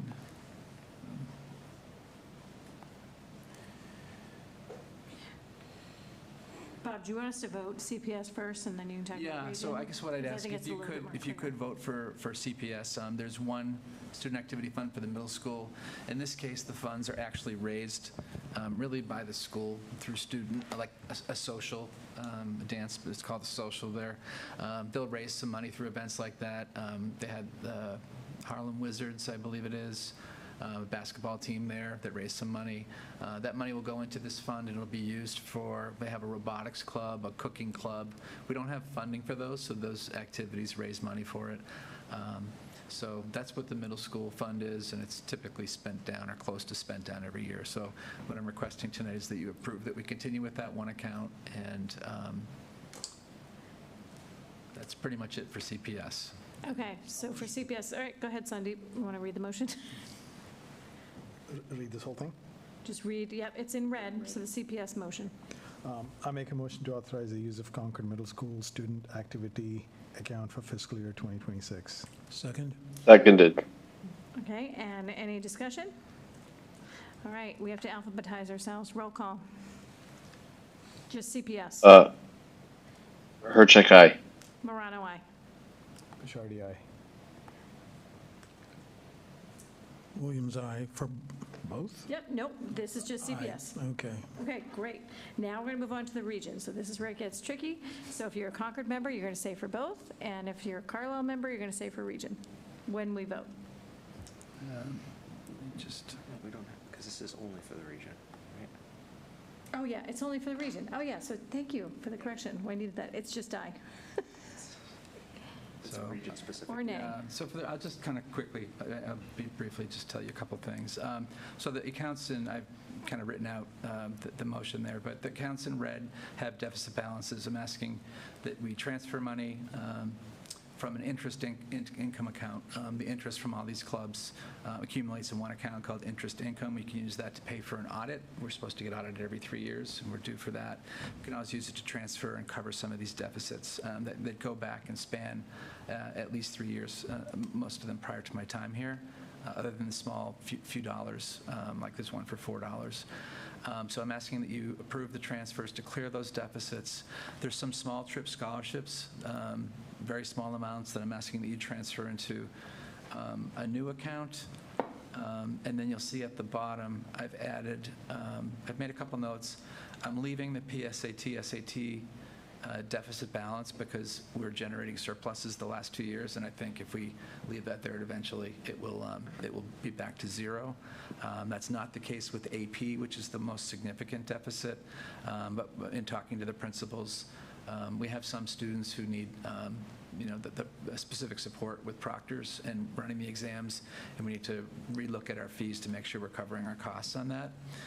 But in the meantime, we don't want to try to recover what we've already done. We felt like it's equitable here to recover that money through our interest income money and then work on the fee structure going forward so as not to penalize the students next year for that. And the last thing I do want to point out at the bottom, we've talked about I guess there's two things. I want to ask that you, in addition to the list of clubs here, I've added two at the bottom. One, I would call, the name is Student Experience Fund. It gives the principals we would transfer $3,000 from interest income, and it would enable them to support some student activities that come up during the year where they want to support something that maybe a club doesn't have money for, or like the homework club, maybe getting pizzas for the homework club, things that gives them a little bit of flexibility that we probably shouldn't be paying for out of the budget. And then the last one is the Trip Scholarship Fund. At this point, I'm only recommending some small transfers there from other accounts. But that will help us supplement the Sharon Young Scholarship Fund. We have these international trips that are fairly expensive in some cases, and this will give us another funding source to support more students. Potentially larger scholarships. We've typically been, with the money in the Sharon Young Scholarship, able to offer $500 per trip. Maybe we can get to a larger amount if we're able to get more money in this fund. So that's the big picture. We're going to be bringing this to you again next year. We're looking to take these steps this year to head it in make some positive steps forward. This is actually great because it just really feels like it's all really visible here, and it's a huge cleanup, and I think this is, I look at it as a huge cleanup. It's necessary. You see it all. It's all right here. We can make the transfers tonight, so I think this will be helpful. So if there's no questions, that's the list there. Any questions? Thank you so much for doing this. Just one question I have, just one that jumped out at me, and I apologize if you explain this one. China trip, negative 4,800 currently. Like, how did it get to be negative 4,800? I'm just going to, I wasn't here when it was negative, so No, that's fine. I only researched so far back, and I felt like for some of these, we also have, we have some trips with positive balances, so even though this is going to be transferred and we're going to have to cover it from interest income, we have some of these other trips with positive balances that we potentially can, and I'm pretty sure some of these go back more than 4 years. But I want to research them first. I don't want to just take money from another trip if it's for an upcoming trip or this.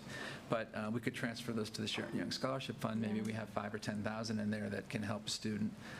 Maybe 5 students get a $1,000 scholarship to some international trip. So it kind of links with our inclusiveness and equity. There's, I have some research to do, which is why I haven't pulled some from some of those accounts with positive balances. Yeah. But from an audit standpoint, I don't want to be carrying negative balances that I can't explain. So kind of being conservative, and let's write off what we know. Got it. You'll see the interest income account has, I think, $40,000 in it. Yeah, 42,000. Yeah. So there's more than enough in there, and we'll still have money in there to. And do these just stay here, I don't want to say forever, but let's just take the Mexico trip. They haven't gone to Mexico in probably, 6 years. So do you just keep it as a line item? I don't want to do that. Okay, so eventually they'll get removed, or are we removing them? Sorry. Well, that one's to the negative 3 cents, so that one's a small one. But if you, I'm like, for example. But the, if the Sci-Fi Japan trip scholarship, so if money was put in there and it's 25, 55, I'd want to research that and find out. Was that a trip that's 10 years ago? And so the research will be, if things don't even exist anymore, we'll eventually pull that line item and? I would have to bring it back to the school Back to committee. us to You approve would it. have the authority Okay. to, I mean, my general thinking is why not put it into the Sharon Young Scholarship Yeah, if yeah, it's yeah. related to a trip. Totally. Yeah. And in some cases, to be fair to people, we've returned money on a trip when, like, if the trip was planned and they estimated the cost and some portion of the trip didn't happen, Yeah. we would refund the money. Yeah, yeah, yeah. If it's, so that has happened in some cases, like we had to cancel the Ecuador trip. Yeah, yeah, yeah. If money gets refunded. Yep. We had to cancel one component of one trip. I don't remember which Yeah. trip it was. Okay. Then, so it depends on the situation. But you're saying, though, for example, the $807 for prom 2015 has just been sitting there for 10 Yes. years? 10 years? Yes. 10 years. Okay. Thought you might I want think the to Japan talk about what to Sci-Fi do there. trip was about 10 years or more ago, because I think my wife went on that. Which trip? The Japan Sci-Fi trip, Sci-fi trip. How long Yeah, ago? we're going in, at least 10 years or more. yeah, it was under David But they- Nuremberg. He's yeah. been gone She for a went while. with him, yeah. He did it for a long time. He did for a long time, yeah. So, yeah, We're also getting closer to the trip advisors and working with the teachers so that they, I mean, it's a big job and a lot of money to try to get the landing spot. And I think when the travel agencies are involved, they own that. But when we have exchanges or trips that are a little more teacher-run, we're getting closer so that, because it's really hard if they suddenly don't have enough money.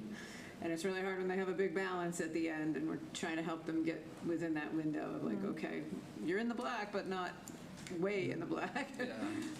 so we're looking at this now, and you'll be doing some more research to call out things over time, and you'll be coming back to us. Yeah, I don't know how soon, but definitely at least next year, probably before then. But I need to do some research. The principals also, like, I don't know what some of these clubs are.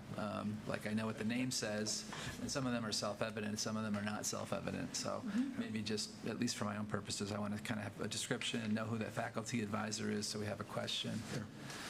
Rob, can you speak to your recommendation on 875?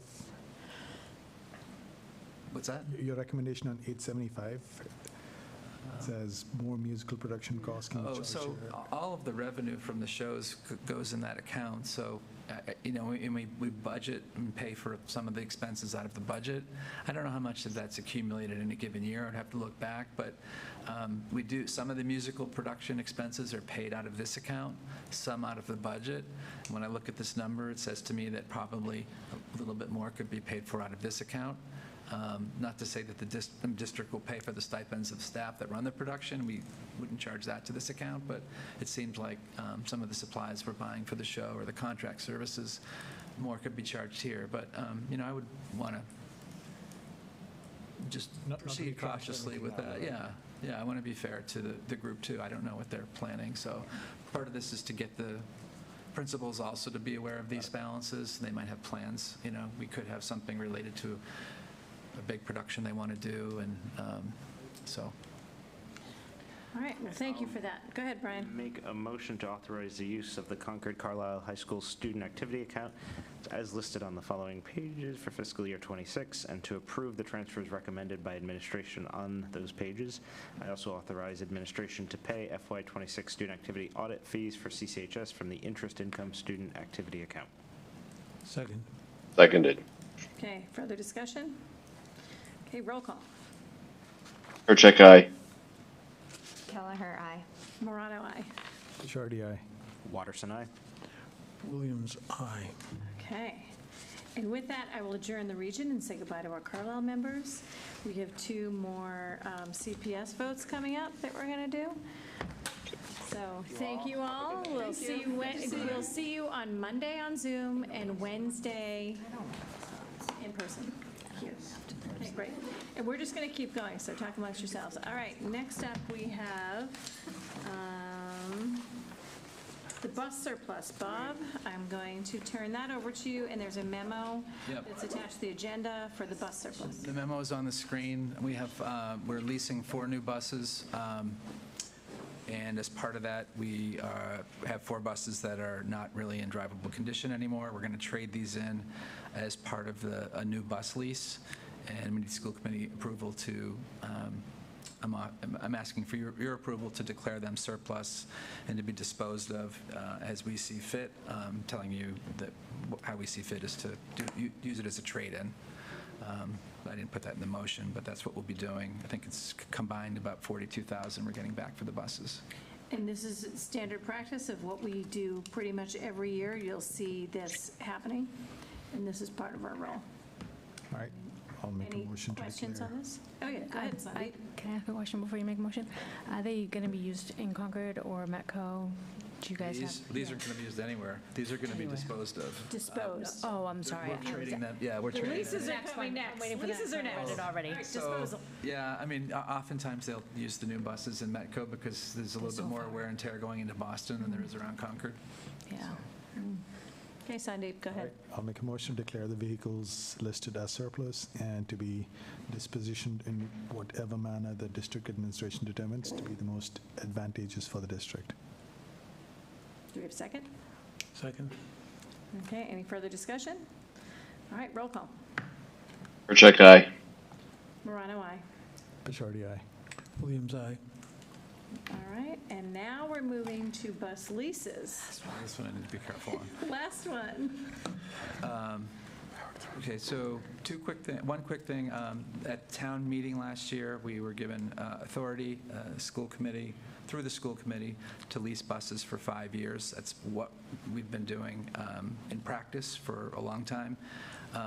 So we need your approval to move forward, both for school committee approval. I also need it for the leasing company needs you to approve a specific lessee resolution, which is in the package, basically saying we have your approval to move forward with purchasing 4 buses. The total cost of the lease for the 4 buses will be $624,213. We got a 4% interest rate, not too bad. And we have this budgeted. This is within our operating budget, the lease cost. So there's no surprise in terms of financial impact to us. Any questions? Yeah, I'll say we try to keep a balance of, we have 2 manufacturers. One's a company called Thomas New England Transit, and the other one's Anderson, just to balance risk and not have all of our buses with one company. So we typically try to alternate and keep a fleet that has both of those buses. Right, you may have said this already, but I missed it. How many year lease is this, or is this? It's a little quirky. It's 5 years, but the first payment is immediately upon closing. So it's a 4-year duration, but it's called a 5-year lease. Any other questions for Bob? I make a motion to approve the lessee resolution as presented in tonight's school committee packet and to authorize the Assistant Superintendent of Finance and Administration and District Treasurer to sign and execute any documents required to secure this financing. I'll second. Seconded. Perfect. Further discussion? Okay, we're going to roll call. Percheck, aye. Morano, aye. Bishardi, aye. Williams, aye. And with that, I would entertain a motion to adjourn, and we need to roll call out because we have a member on Zoom. So moved. Second? I'll second. Thank you. Roll call. Percheck, aye. Morano, aye. Bishardi, aye. Williams, aye. All right. Thank you, everybody. Have a good night.